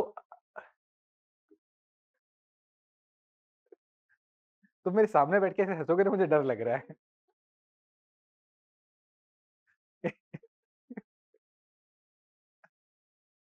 ये देखो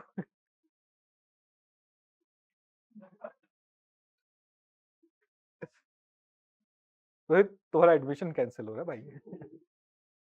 जीवामृत. तो जीवामृत, this fermented mix of thing which will act as base fertilizer because it has cow dung, cow urine, so it will add to the nutrients in the soil. But more importantly, what it has is this soil from the bund of farm. This soil will have some microorganisms. This microorganism will get nutrients from all this, would multiply and would act as catalyst in bringing the soil to its natural stage so that it will be able to naturally sustain growth. And this only needs to be done for 3 years. जीवामृत जो living organism है उनके लिए अमृत वाला काम कर रहा है, उनको एक्टिवेट कर रहा है. Then we have and how will it be applied? Not a lot of, like, it is not organic farming. Zero budget natural farming is not organic farming. Please note it carefully. In organic farming, we use fertilizers which is organic. We will put a lot of gobar in the field. That will act as nutrients. Here we are not doing that. Here this Jeevamrit is applied in very small quantity. It is applied to crops twice a month in the irrigation water or as a 10% foliar spray. In very less quantity it is applied. Then the third component is Achadan or mulching. Mulching is protecting your soil. This mulching can happen through soil mulch, can happen through straw mulch, or can happen through live mulch. What is soil mulch? आप soil को unnecessary flow नहीं करो, protect it. Straw mulch is you leave the agricultural residue on the soil so that when it is left just like that, it is protected. Live mulch, rather than leaving soil empty, grow something there so that it will keep the soil protected. Mulching is the third pillar of zero budget natural farming, and then there is vapas or moisture. Zero budget natural farming believes that our agriculture do not need a lot of water. कि आप irrigation में अपने field को flood irrigation से भर दिया या फिर कंटिन्यूअस स्प्रिंकलर से वाटर दे रहे हैं.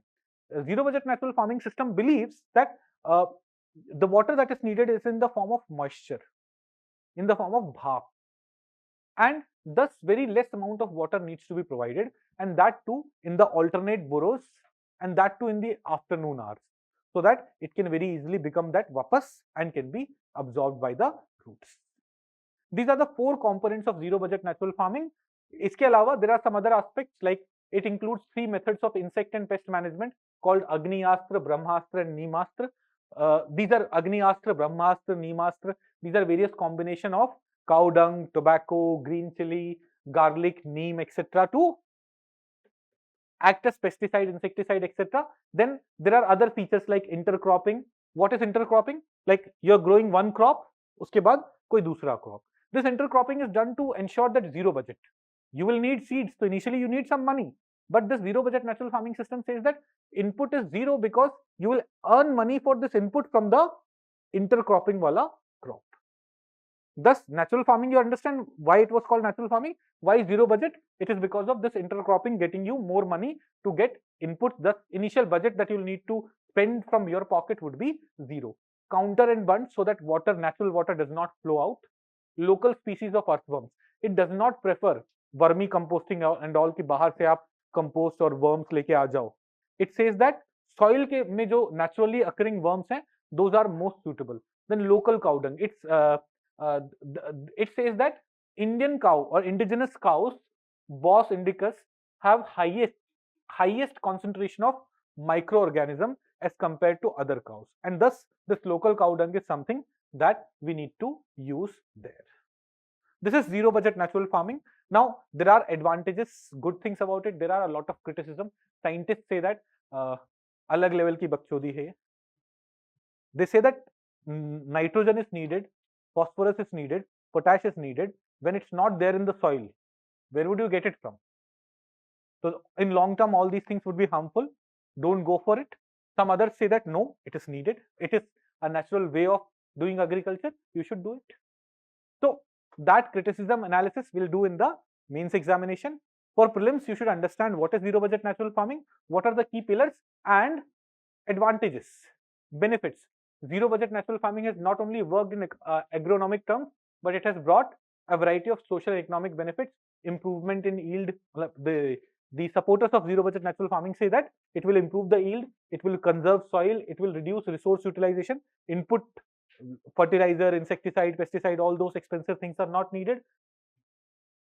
Seed diversity would be promoted, quality of produce would go up, household food autonomy would be there, you will not be dependent on outside things, increased income by improved yield, clean environment, less pollution, reduced import dependency. All these things are the import dependency. How does it reduce?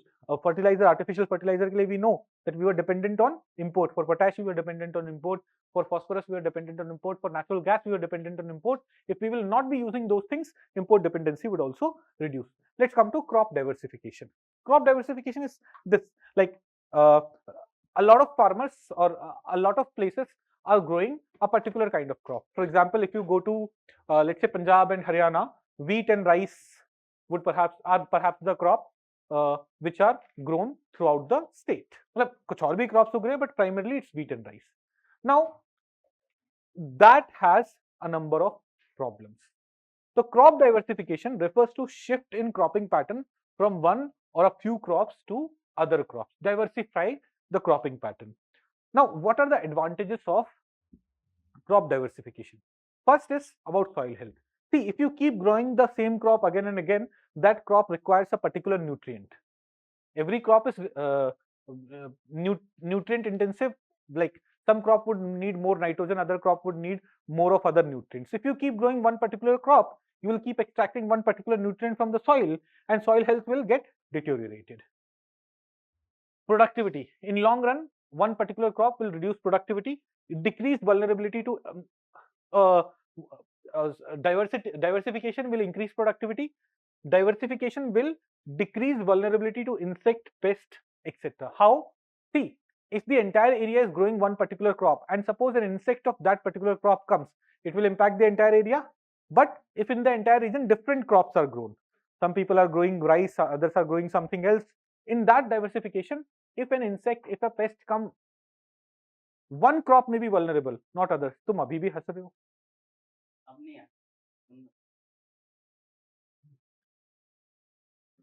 पक्का दांत दिखाते हो? तो vulnerability वाला aspect समझ में आया? Then protection against price fluctuation. How? One crop's price may increase or decrease drastically, but not all crops price would decrease drastically. So fluctuation of price में farmers would be not that vulnerable. Fodder availability. When we talk about diversification does not only mean we will diversify to other food crops. We can also diversify to fodder crops, and quality of fodder is a major concern in India. Fodder quality has kept on deteriorating. Green pastures have gone. The food that we are giving to our cattle is deteriorating in quality. So this would be crucial. Then better nutritional security for India. If we diversify from crops like wheat and rice to crops like millet, ragi, bajra, etc., they are nutrient rich. Our food would diversify, nutrient richness would increase, nutrient security would increase. So steps which have been taken to promote diversification in India, एक major program है CDP, Crop Diversification Program. It has two major components. One component is focused on green revolution states. Which are the green revolution states? Punjab, Haryana, Western Uttar Pradesh. These are the green revolution states. यहाँ पे diversifying farmers from paddy areas towards less water requiring crops like oil seeds, pulses, coarse cereals, agroforestry, and so on. Diversifying farmers from paddy to this, it is focused on this. First component. And second component is focused on moving farmers away from tobacco.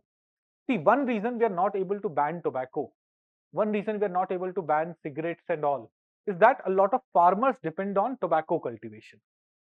So other component here is diversify them from tobacco to other crops.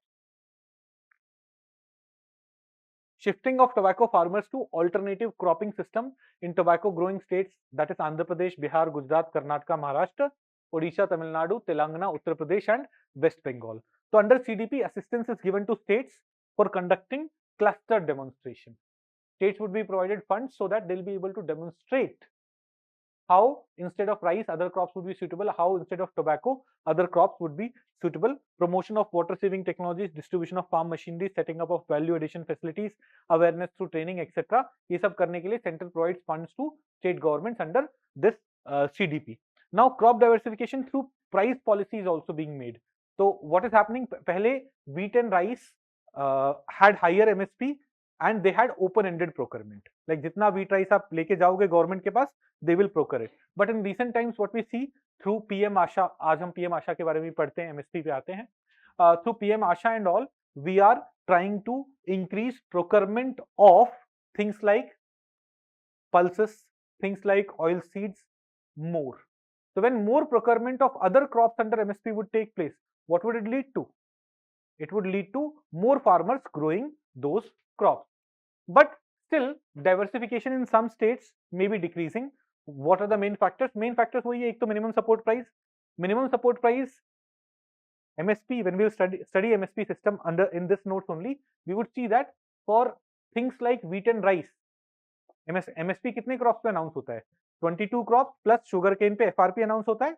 Then there are 2-3 more crops जिस पे MSP announce होता है. कुछ seasonal crops हैं वैसे, तो total 25-26 हो जाते हैं. Announce इतने crops पे हो रहा है, but procurement, open-ended procurement is only available for 2 crops, wheat and rice. So farmers know that if they grow wheat and rice, they're definitely going to get MSP. And yield of rice is much higher when compared to pulse. That is one of the reasons farmers tend to stick to wheat and rice only. Second, lack of awareness among farmers about alternatives and the income that they can generate from alternative things. Like abhi ho raha hai, like in Haryana, you will see that horticulture has gained significance. More and more farmers are moving towards horticulture. This is happening, but still a lot of farmers are unaware and they're still sticking to the traditional system, creating problems. So I hope diversification of agriculture wala aspect aapko samajh mein aaya. And the scheme which is there, the two components of the scheme, you have understanding related to that. Then integrated farming system. What is integrated farming? Integrated farming is this. आपका जो cropping system है, you integrate it with an allied activity. So you're growing crops, you integrate it with animal husbandry, so that they both complement each other. How would they complement each other? You're growing crops, residues would be used by animals as food, animal waste would be used as fertilizer here. You're not adding any extra cost. Plus, a number of advantages would be there. We'll talk about that advantage. Or cropping can be integrated with agroforestry. This cropping could be integrated with, let's say, आपके बहुत बड़े खेत है, आपने छोटा सा pond बना दिया, यहाँ फिशरी भी कर रहे हो. This cropping could be integrated with honey beekeeping. This is integrated farming. 2019 mains examination में क्वेश्चन आया था, what is integrated farming system and its advantages. Prelims में तो आ ही सकता है. तो first, Did you understand integrated farming system? What is it? इस पे do each one of you have a clarity? Okay. Benefit. Enhanced productivity. Can you understand why would it have enhanced productivity? The same agricultural land, अब आप overall output ज़्यादा ले रहे हो. Increased income for farmers. Can you understand that? Other than crop income, you have income from other allied source also. Nutritional security. Can you understand this? Crop से तो दूध दही भी वो कर पा रहे हो. Employment.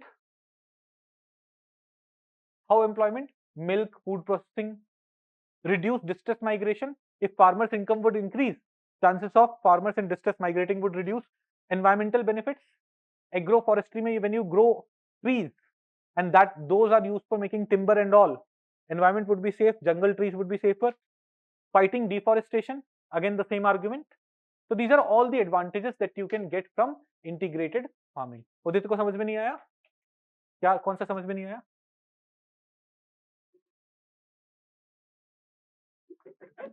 पूरा इंटीग्रेटेड फार्मिंग ये फाइटिंग डिफॉरेस्टेशन. देखिए एक तो suppose you have agriculture field, क्या उगाते हो? हैं? वीट. एक मतलब वीट तो बस रबी में होता होगा ना, खरीफ में राइस भी होता है.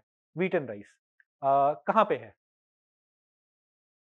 रामपुर. लाइक रामपुर में वाटर लेवल कैसा है? वाटर लेवल अच्छा है. तो suppose in your agriculture field जहां पे आप वीट उगा रहे हो, आप पेड़ और लगा दो चारों तरफ. Right now you are getting an extra source of income. If water level is not very low, that those trees may absorb some water, but in 5 years, in 6 years, in 10 years, those trees themselves will give you a lot of income. So other than your main cropping income, you get income from there. Plus, when you have these trees which can be used for timber, deforestation नहीं होगा. यहाँ पे आप afforestation कर रहे हैं. Understood how integrated farming can contribute? Now, what are the steps that have been taken to promote integration? So far we have talked about what is integrated farming. We have talked about advantages of integrated farming. Are we all very clear about it? अमूल्य अभिषेक sir पढ़ाई नहीं हो रही, वो भी करवा दीजिए. Vishnuvardhana sir, how to revise these booklets efficiently? Sir, can we say integrated farming can lead to doubling of farmers' income? अरे कोई भी चीज इनकम बढ़ा रही है तो डबलिंग ऑफ फार्मर्स इनकम होगा ही. कहाँ थे हम? We have talked about what is integrated farming. Then we have talked about advantages of integrated farming. Now let's understand how government is promoting integrated farming. So government is promoting integrated farming through Indian Council of Agriculture Research. Indian Council of Agriculture Research along with various state and central universities have developed various IFS models, integrated farming system models.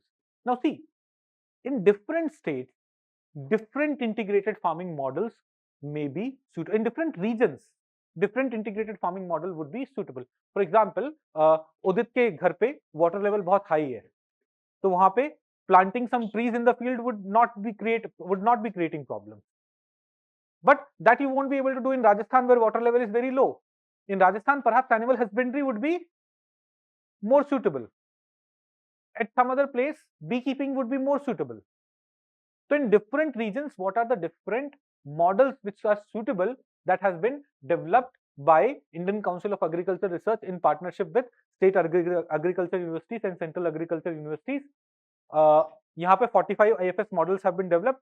These models are being disseminated to small and marginal farmers through nationwide chains of Krishi Vigyan Kendras.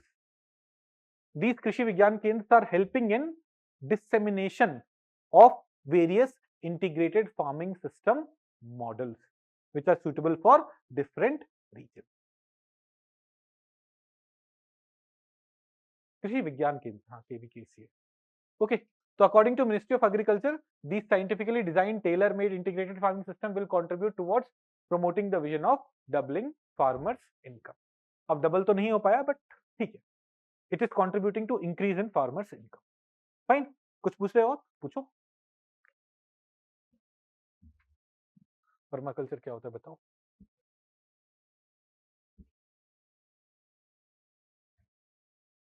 नहीं नहीं, बहुत सारी चीजें इकट्ठी नहीं कर रहे हैं।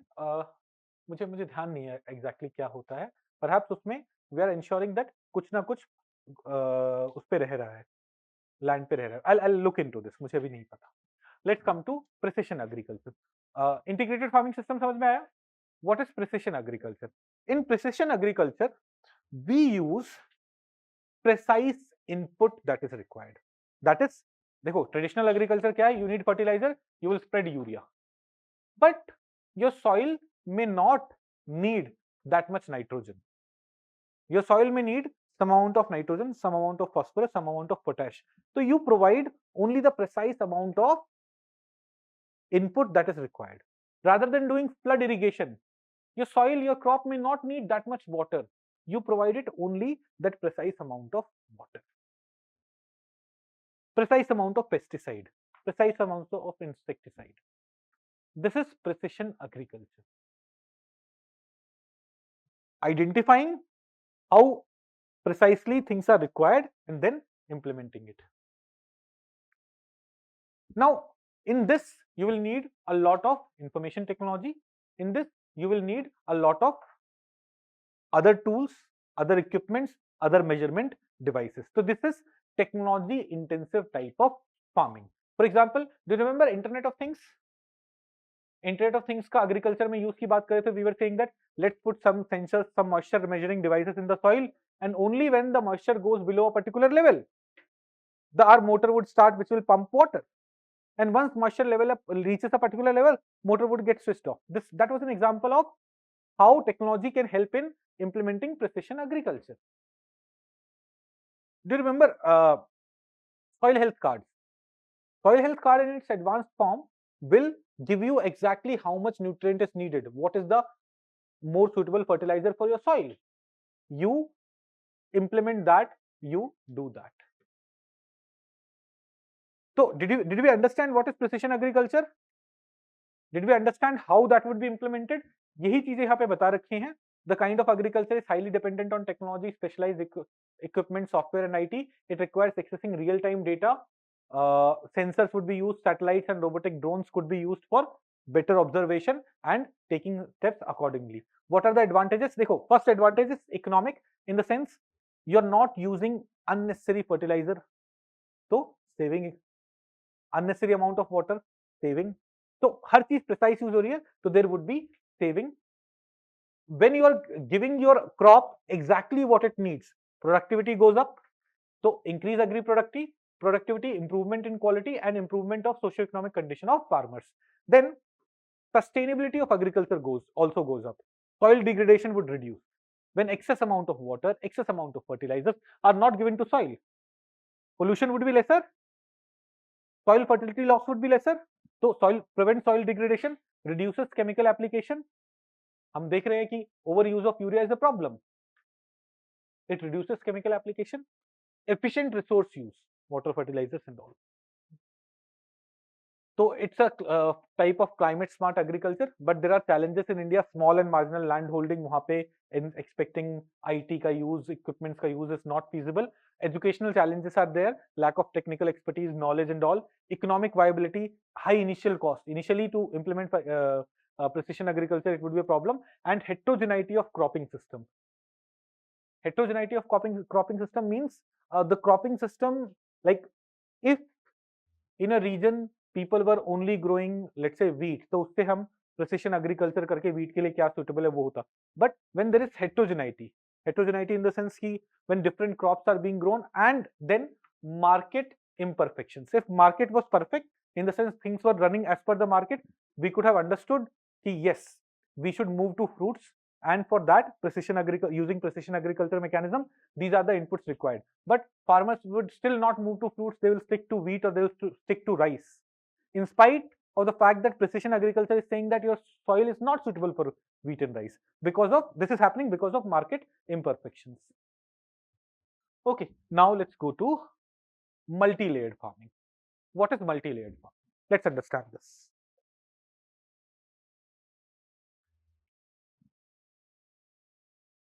growing different crops at different levels. For example, in Kerala, coconut plantations are there, but coconut plantations के ही shade में we grow other crops or we grow other small plants. This is multi-layered farming. There is a large size crop, taller crop, there is a small size crop. This is multi-layered farming. So it comprises of a growing compatible plants of different heights on the same field at the same time. Mixed cropping नहीं, mixed cropping में you will grow wheat, then you will grow pulse after harvesting wheat. Here at the same time, दो different height के crops या दो से ज्यादा भी हो सकते हैं are grown at the same time, which complement each other. Complement each other, that is other crop may require shade to grow. But other crop is adding to that nutrient which is helping this other, the first crop. Or they are complementing also in the sense that this crop may require a particular nutrient, other crop may require particular nutrient, so they are not conflicting with each other in terms of nutrients from the soil. Those are some features of a multi-layered farming. So what are the advantages? Farmers can earn around the year. एक crop से एक बार harvesting होगा, दूसरे crop से दूसरा. Risk reduction due to complete crop failure. It helps in better utilization of environmental factors, greater yield stability in diverse environmental conditions. The crop complement each other, for example, by providing shade canopy, litter, increasing moisture holding capacity of the soil. The complementation could be there, which could benefit. So example है coconut based multi-layer farming, where coconut, pepper, nutmeg, banana, cinnamon, turmeric, etc. This is more remunerative than just growing coconut. Steps which are being taken: the Indian Institute of Farming System Research, Modipuram, Meerut, is undertaking research and technology validation through farmers' participatory research. Then multi-layered farming models on high-value vegetable cultivation is also being developed by ICAR and has been provided in the backward districts of Bihar. So all these things are being tested throughout the country. It may eventually become fruitful and become more popular. Okay, now let's go to organic farm. The next topic, हम types of agriculture पढ़ रहे हैं. Let's go to organic farming. मुझे यही बताएगा मेरा favorite student Rohit. What is organic farming? ये राम फिर से बाहर जा रहा है, फिर मुंह धोने जा रहे हो?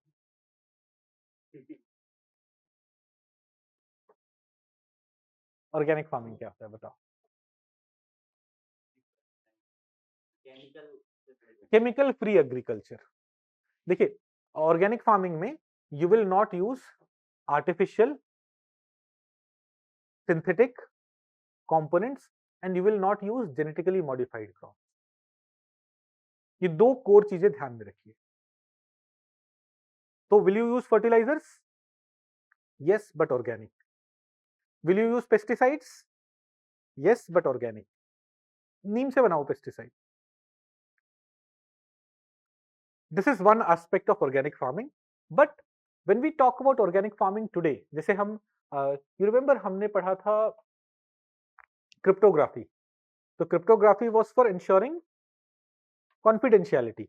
But when we talk about modern cryptography, we say that integrity भी ensure होना चाहिए, confidentiality भी ensure होना चाहिए, non-repudiation भी ensure होना चाहिए.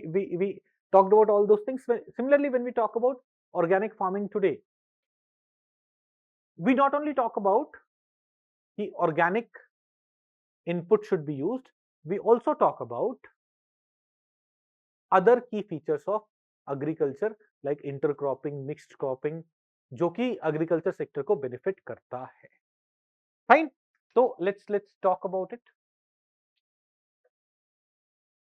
Can it use hybrid crops? हाँ, hybrid तो use कर सकते हैं. Organic farming. क्या कैसे नींद भगा रहे हो राम? नींद कैसे भगा रहे हो? पानी पी के? पानी पी के बहुत जोर से सुसु आएगी तो नींद नहीं आएगी, ऐसा कुछ?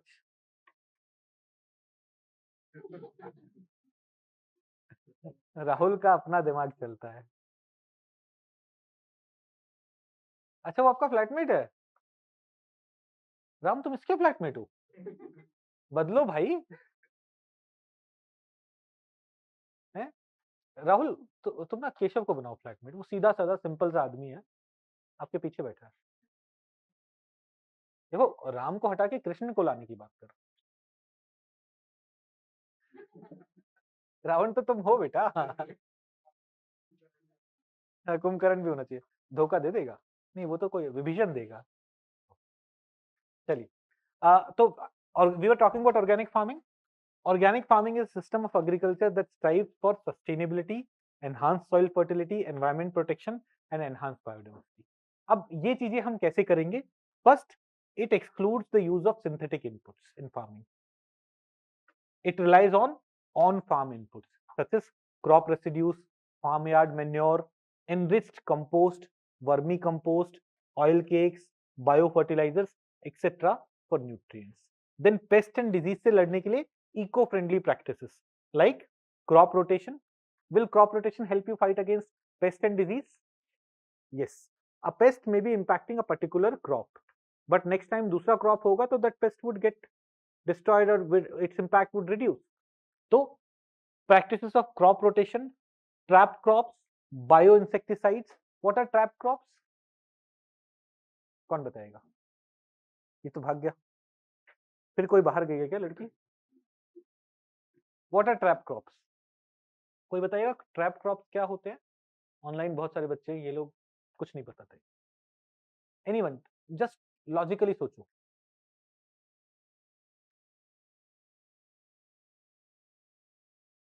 Yes yes yes that is it. Basically क्या है ना, पेस्ट से बचाना है। पेस्ट कैन बी चूहा also, paste can be rat, can be a paste. Insect नहीं है, पेस्ट तो हो सकता है ना। तो your crop is protected from them, protected from those things. So those crops which add to the protection. Okay, then कहाँ थे हम?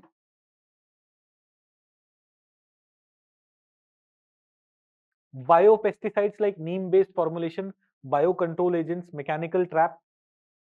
चूहे को पकड़ने के लिए मैकेनिकल ट्रैप्स भी हो सकते हैं, राइट? Stale seed bed.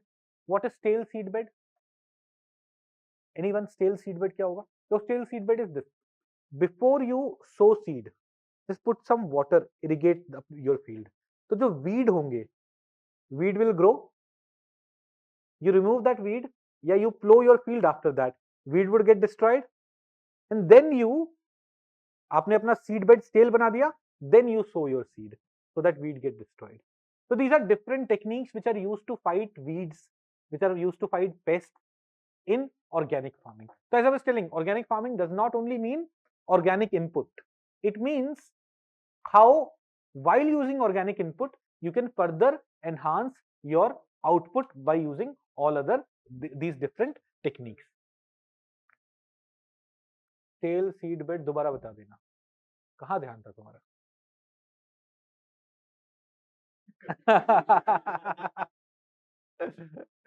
इस अमर ने बताया है वो ट्रैप क्रॉप्स के बारे में. Crops used as a buffer to save from pest around the main crop, right? या he is right. A stale seed bed के बारे में बताते हैं. देखिए आपका सीड, आपको सीड डालना है सॉइल में. ensure that all the weed is already removed from there. Make it stale. How will you do that? There are different mechanisms. One, you, before you sow seed, irrigate your field so that weed would be able to grow, and then remove that weed, or plow the field to just destroy those weeds. And then your land has become stale now, then you put your crop ka beej, crop ka seed.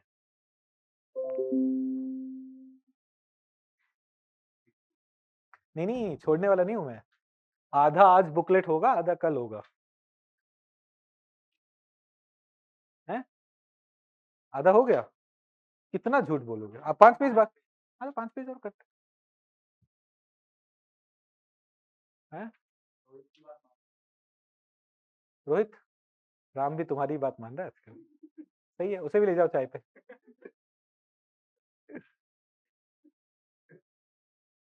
देखो भाई, मेरे partner एक ही है, Avinash sir. मैं मोमोज भी उनके साथ खाता हूँ, गोलगप्पे भी उनके साथ खाता हूँ. किसने क्या बोला? राहुल ने बोला. क्या बोला राहुल? तुम्हें लगता है मुझे तारीफों की जरूरत है?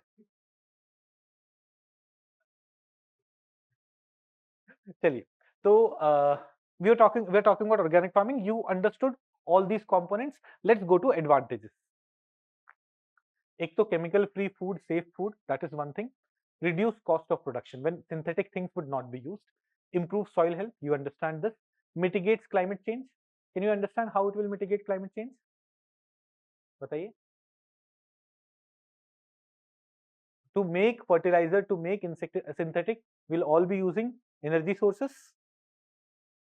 It prohibits, with rare exceptions, synthetic fertilizers, pesticides, insecticides, herbicides, GMO, antibiotics, and growth hormones.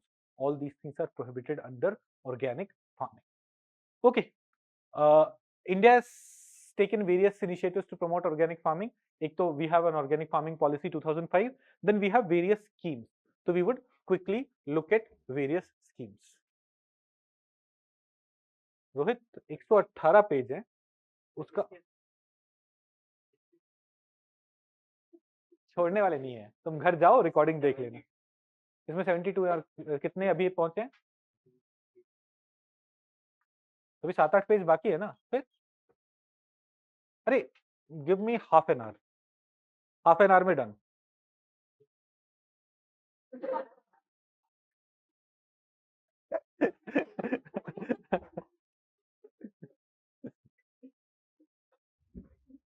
तुम क्या बोलो, डिनर भी चाहिए?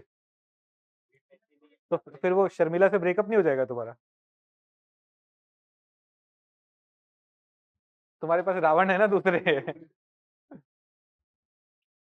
चलो देखते हैं. परंपरागत कृषि विकास योजना. How is the in zero budget natural farming we were not even adding these inputs. In organic farming, instead of fertilizer you are using organic fertilizer na. In zero budget natural farming we say that after 3 years we will not need any fertilizer. Jeevamrut that we were adding, that first of all that Jeevamrut was added in much smaller quantity to act as catalyst to reinvigorate our soil, but in long term even that would not be needed as per zero budget natural farming system. Okay, in organic farming we use fertilizer. In zero budget natural farming in long term we are not supposed to use fertilizer. Done? Okay. परंपरागत कृषि विकास योजना. अच्छा, जो लोग दूर से आते हैं प्लीज वो लोग चले जाइए, मतलब सेफ्टी वगैरह वाला कंसर्न भी होगा, है ना. आप तो यहीं से आते हो न्यू राजेंद्र नगर. झूठी, शर्म नहीं आ रही?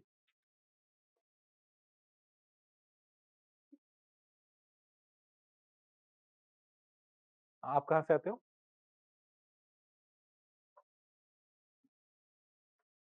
आप कहाँ से आते हो? हाँ, यहीं से आते हो. बैठो आराम से. बहन तेरा यहीं आसपास ही बसी हुई है. चल ठीक है. ये रावण कहाँ से आता है? राहुल का नया नाम रावण, ठीक है ना.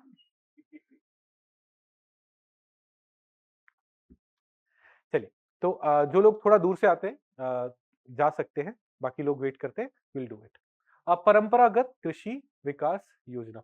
ये सुमंत, जयेश, प्रतीक, तुम लोग सब यहीं पे रहते हो बगल में, और तुम लोग 3 हो, बाकियों की सेफ्टी अफेक्ट हो जाएगी तुमसे. तुम्हारी सेफ्टी अफेक्ट नहीं हो रही. वो कहा है, अनमोल कहाँ है? तुम लोगों से अलग हो गया. तो तुम्हारे लक्षण दिख ही रहे थे ऐसे. वो पढ़ने वाला सीधा साधा लड़का तुम्हारे साथ रह ही नहीं सकता. चलिए, परंपरागत कृषि विकास योजना, PKVY. RKVY नहीं है ये. राष्ट्रीय कृषि विकास योजना नहीं है, परंपरागत कृषि विकास योजना. It was launch by government of India to promote organic farming and thus to promote soil health. It encourages farmers to adopt eco-friendly concept of cultivation. ये सब छोड़ो. Most important part is it is having this clustered approach. देखो, परंपरागत कृषि विकास योजना organic farming को promote कर रहा है, तो एडवांटेजेस क्या है वो सब तो हमें पता है. We should know how is it promoting organic farming exactly. Organic farming को प्रमोट कर कैसे रहा? So it is following this clustered approach. In this clustered approach, an area of a cluster of 50-acre land is taken together.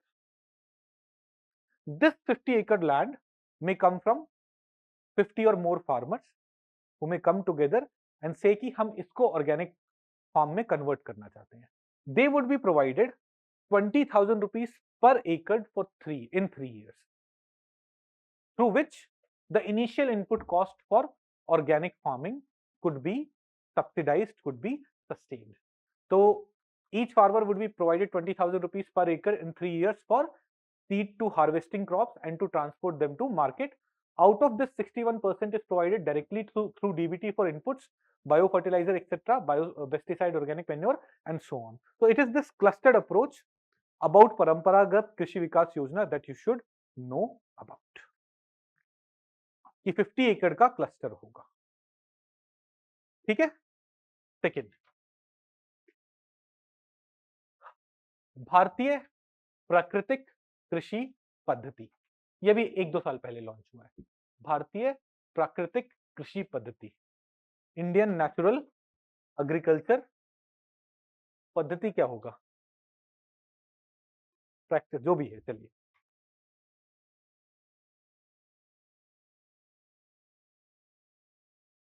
Online वालों का system सही होता है, जिसको जब जाना निकल लेता है.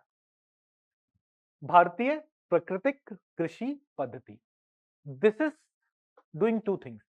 ऑर्गेनिक फार्मिंग को तो प्रमोट कर ही रहा है, बट जो traditional natural way of agriculture है ना, उसे प्रमोट कर रहे हैं. Now India's natural form of agriculture is organic farming only. तो BPKP is introduced as a sub scheme of Paramparagata Krishi Vikas Yojana. It's a sub scheme of Paramparagata Krishi Vikas Yojana for the promotion of traditional indigenous practices including natural farming.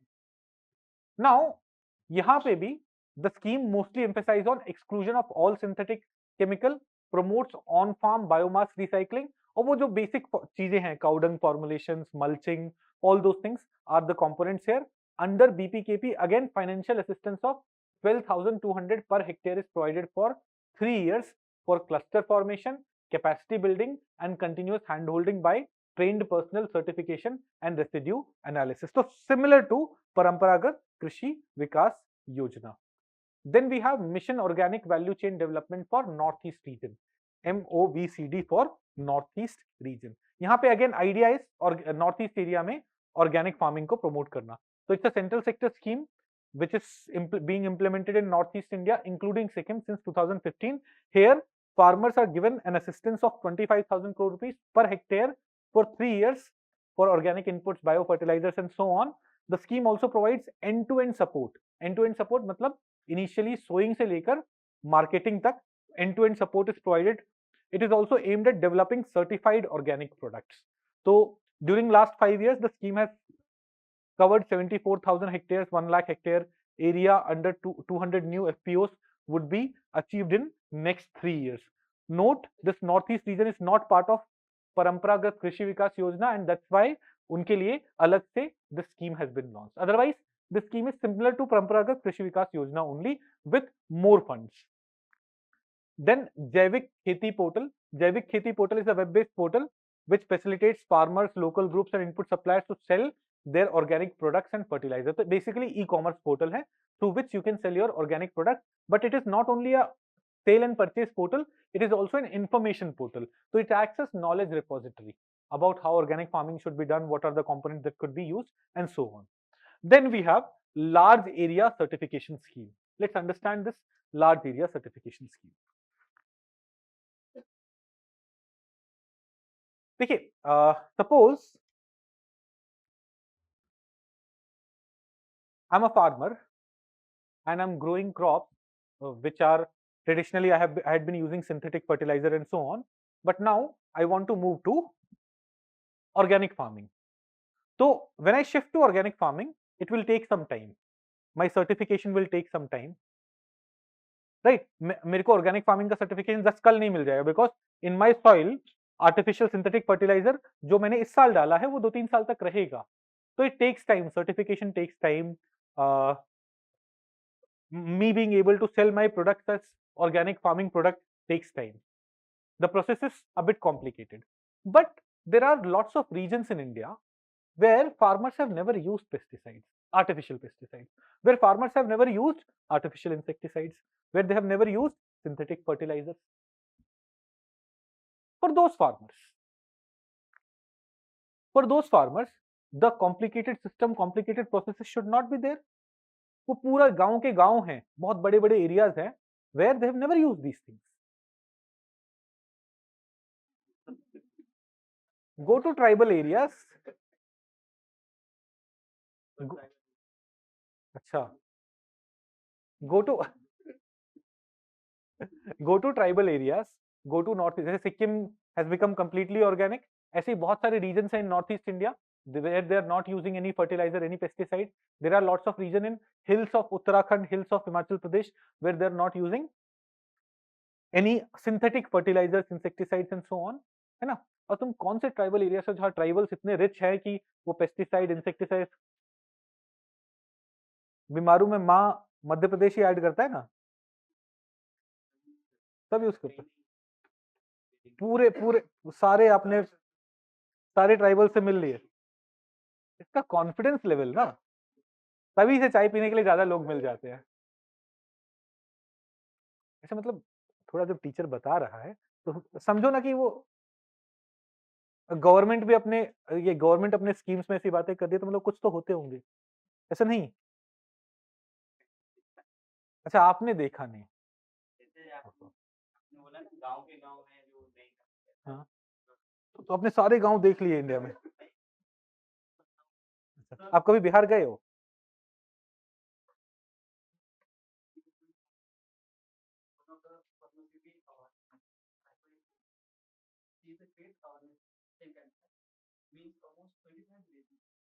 Almost 25 villages are not using any of these things. तो नहीं, I'm not saying this. समझो ना कि जब teacher बोल रहा है तो जब आपको नहीं पता है तो मान लो कि शायद सही बोल रहा हो।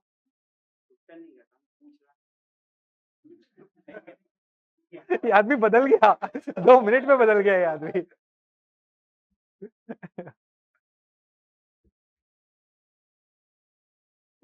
Okay, so there are lots of large areas which could be certified at one go without this complicated process. So large area certification scheme has been launched for this purpose. कि बड़े बड़े एरियाज को एक साथ certification दे दो for organic product. So large area certification is a quick certification initiative by the Department of Agriculture, Cooperation and Farmer Welfare, that is by Ministry of Agriculture and Farmer Welfare. It is cost effective and farmers don't have to wait for transition period of 2 to 3 years to qualify as organic. Here the entire village is evaluated and rather than applying for individual certification, certification is provided on large scale for what is LAC? Large area certification. मेरे को लगा ये बोलेगा line of actual control. All the farmers and their livestock need to adhere to organic norms. Livestock in the sense आप जब अपने livestock को भी कुछ ऐसा नहीं दे रहे हो जो कि synthetic है. These certificates are renewed on annual basis. Every year, appraisal would be done by PGS India process. I'll explain you what is PGS India process, and through this renewal could happen every year. With organic certification, area will have direct access to emerging organic food market of the country. Please note, of the country, not of internationally. I'll explain you the reason. This mechanism, जो PGS वाला mechanism है ना, it is not recognized all over the world. There are some countries which recognize it, but our major export partners, USA, Europe, they do not recognize the PGS certification mechanism. We'll come to that. So, April 2021 में government has certified 14,491 hectare of area in Car Nicobar and Nancowry group of islands in Union Territory of Andaman and Nicobar, where they had never used these fertilizers and all. तो उन्हें large area certification वाले mechanism से certification was given. This area has thus become the first large area contiguous territory to be conferred with organic certification under LAC initiative of PGS India. यहाँ पे car Nicobar के बारे में थोड़े से बातें बता रखी हैं कि they have been traditionally organic for ages. The administration has also banned sale, purchase and use of chemical inputs for GMO. An expert committee verified their organic status and after this they were given LAC certification. There are other potential areas, agricultural areas in states like Himachal, Uttarakhand, northeastern states, tribal belts of Jharkhand and Chhattisgarh, desert districts of Rajasthan, which are essentially free from use of chemical inputs can be transformed to certified organic, and Department of Ministry of Agriculture and Farmer Welfare, this department is working towards that. Now, I told you that this PGS mechanism is not valid throughout the country. So what are the different mechanisms of getting organic certification and what is valid where? We would look at that now. National Program for Organic Products, NPOP of APIDA. APIDA, अभी इसके बारे में हम detail में पढ़ेंगे, is a body under Ministry of Commerce, not under Ministry of Agriculture. It is responsible for exports and all, promoting exports and all of agricultural products and of processed food items. उन सबके हाँ वो processed food ही है ना, तो of processed food items. Now ये exports के लिए रिस्पॉन्सिबल है, तो understand this thing that national programme of organic product का certification mechanism is acceptable throughout the world. Otherwise exports हम नहीं कर पाते. तो what is this? It grants organic farming certification through a process of third party certification. Please underline it, highlight it very carefully. Here a third party certification would be needed. Now NPOP standards for production and accreditation system has been recognized by European Commission, by USA as well as by Switzerland. It is thus used to certify exported products. Please note, third party certification is expensive. Third party auditors वगैरह आएंगे, वो certify करेंगे. This is expensive, and thus large exporters who are dealing with a lot of farmers and thus a lot of land area only get this done. Mostly exporters get it done because this third party certification is expensive. ये बात समझ में आई सबको? Other mechanism is participatory guarantee system, PGS.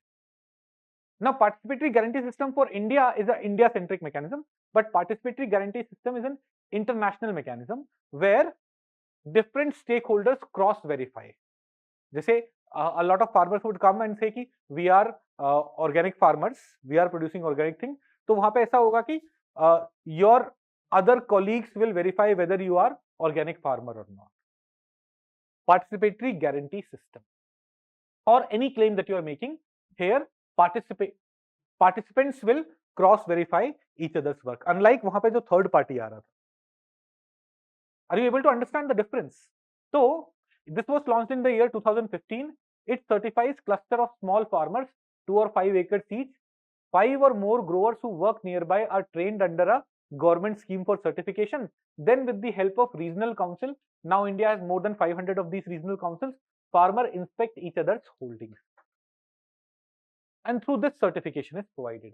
India currently have more than 6,000 groups covering more than 2 lakh farmers. Its quality assurance initiative that is locally relevant, emphasize on the participation of stakeholders, including producers and so on. It has 4 pillars: participation, shared vision, transparency and trust. But limitation is it is not recognized by major markets of India like USA, European Union and so on. Whereas NPOP was recognized by USA, European Union, Switzerland etc. And thus एक ये limitation रह जाता है इस initiative का. ठीक है. Agri production in India. Different groups. हाँ, yes. हाँ, ये ऋषभ भाग गया क्या? कब भागा? आने दो अगली class. Agri production in India. Agricultural production and then a few crops. जैसे अभी lemon news में है, you will study lemon in details. कि where is lemon grown? What are the problems that it faced? अभी क्यों इतना महंगा हो गया? 10 रुपए में 2 नींबू मिलते थे, अब 15 में 1 मिल रहा है. कुछ ऐसा हो गया ना.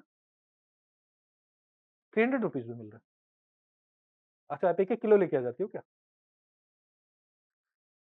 Agree production in India. Agriculture production कितना होता है इंडिया में, उसका बेसिक एस्टिमेशन देखेंगे. कुछ पैटर्न देखेंगे. समटाइम्स ना इस तरह के सवाल आ जाते हैं कि राइस व्हीट का कंपैरिजन इनडायरेक्टली करके इस तरह से सवाल आते हैं. तो you must have an idea about which are the crops grown in India, how much are they grown. Sometimes कुछ एक्सट्रीम नंबर्स दे दिए जाएंगे. तो if you have an idea about the correct data, you will be able to eliminate those extreme numbers. ठीक है. तो I have tried to include data from Economic Survey of India. I have tried to include data from budget. I have tried to include data जो अभी मार्च अप्रैल में government ने release किया है for this thing. सुखी सिंह सर प्लीज बस आज के लिए 9 बज गए. अरे देखो परसों इंटरनेशनल बॉडी शुरू करना है ना, तो कल कैसे एक्स्ट्रा पढ़ाऊंगा? कल आप भाग जाओगे, आओगे नहीं. 4 बजे क्लासरूम खाली नहीं है भाई का. इंस्टीट्यूशन बड़ा कर रहे हैं, ऐसे थोड़ी है.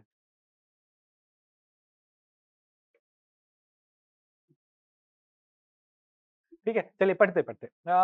15 मिनट और दे दो, 15 मिनट में कर लें. मैंने 15 मतलब पहले 15 मिनट पहले आधा घंटा बोला था. ठीक है.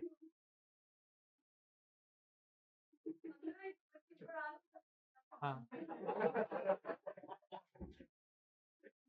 यार online students you are missing all the fun. You should come here and meet Tamanna वंस. तमन्ना आपके मम्मी पापा मिस नहीं करते आपको? हाँ वही तो मुझे लग रहा है कि उनको वो भी घर में बोर हो जाते होंगे इसकी हरकतें बिना देखे.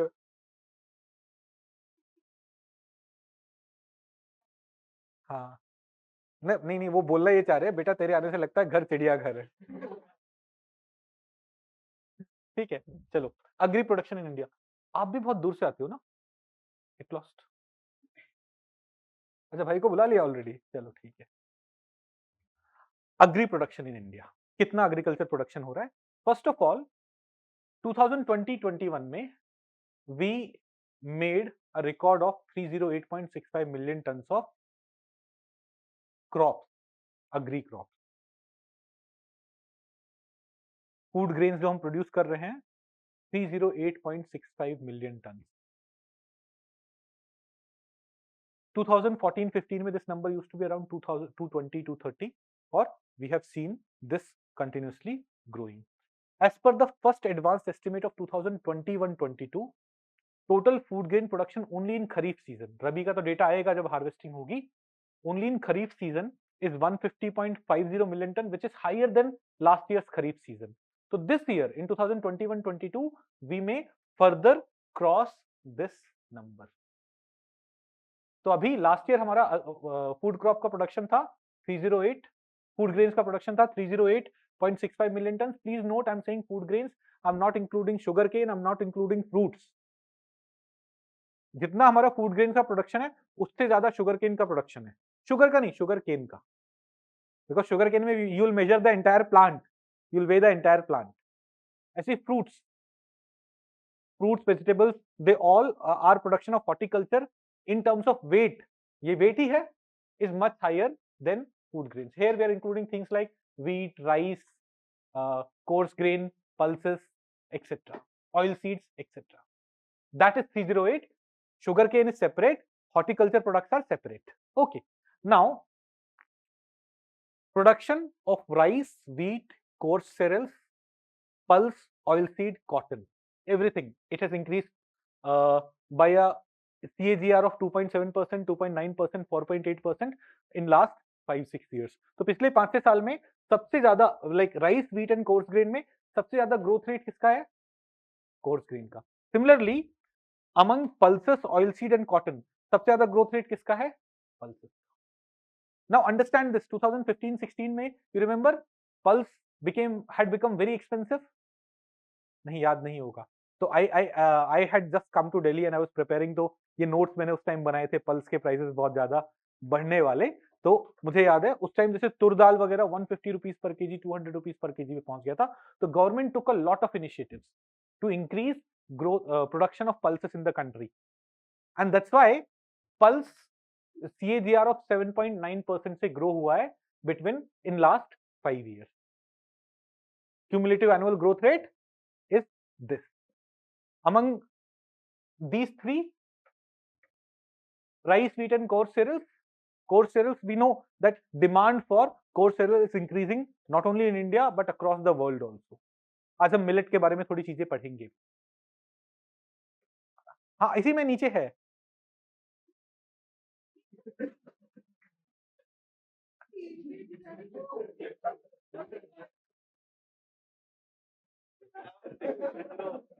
Okay, so let's come here. See, now we look at this data carefully. Rice, wheat and coarse cereals और nutri cereals में कौन कितना उगता है? You would see that production of all three has been going up. This dark colored one is rice. It has all been going up. Rice का production is more than 100 million tons. देखो 100 cross कर गया है. Wheat का production is around 100 million tons now. Coarse cereal is नीचे 40 के आसपास. Remember this number? Rice is much larger than wheat. 2019 में एक क्वेश्चन आया था, knowing this कि राइस इंडिया में व्हीट से ज्यादा ग्रो होता है, was enough for solving a question. तो राइस, व्हीट, कोर्स सेरेल में सबसे ज्यादा राइस उगता है, उससे थोड़ा कम व्हीट उगता है कंट्री में. Total production, I am not talking about yield of rice is much higher. Total production, rice सबसे ज्यादा है प्रोडक्शन, फिर व्हीट है, and then coarse cereal is much lesser. And coarse cereal a lot of crops are kept together. Then pulses, oil seeds, 9 different kinds of oil seeds and cotton. You will see pulse का cumulative CAGR बहुत ज्यादा रहा है. You will see its increase. Cotton, oil seeds, ऐसे तो इनका तीनों का, जैसे इनका देखोगे 30-40 के आसपास है प्रोडक्शन, पल्स का अराउंड 25 के आसपास है. Remember this number. तो सी 100, 240, यहां पे आइए, this is roughly 240. come here, cotton हटा दो, oil seed and pulses 30 and 20-25, रफली 300 क्रॉस हो रहा है. कॉटन को फूड वाले में नहीं डालते, फूड ग्रेन्स में नहीं डालते, रफली ये क्रॉस हो रहा है. नाउ टी कल्टीवेशन आ गया क्या? चलिए इतना ही, इस पे रुकते हैं. Tomorrow let's meet at 4 PM. एक मिनट, फ्राइडे नहीं, क्लास नहीं है कल मैडम की क्लास नहीं है, मैंने मैसेज देखा था. तो कल 4 बजे मिलते हैं, और मैं एक बार ग्रुप पे इन्फॉर्म करवा दूंगा आप लोगों को. पीएमपी वालों का भी ग्रुप बना हुआ है ना? पीएमपी का कोई एक्सक्लूसिव ग्रुप है? ठीक है, बाकी आप लोगों के पास तो ग्रुप है ही, तो I will inform you tomorrow. चलिए, थैंक यू वेरी मच.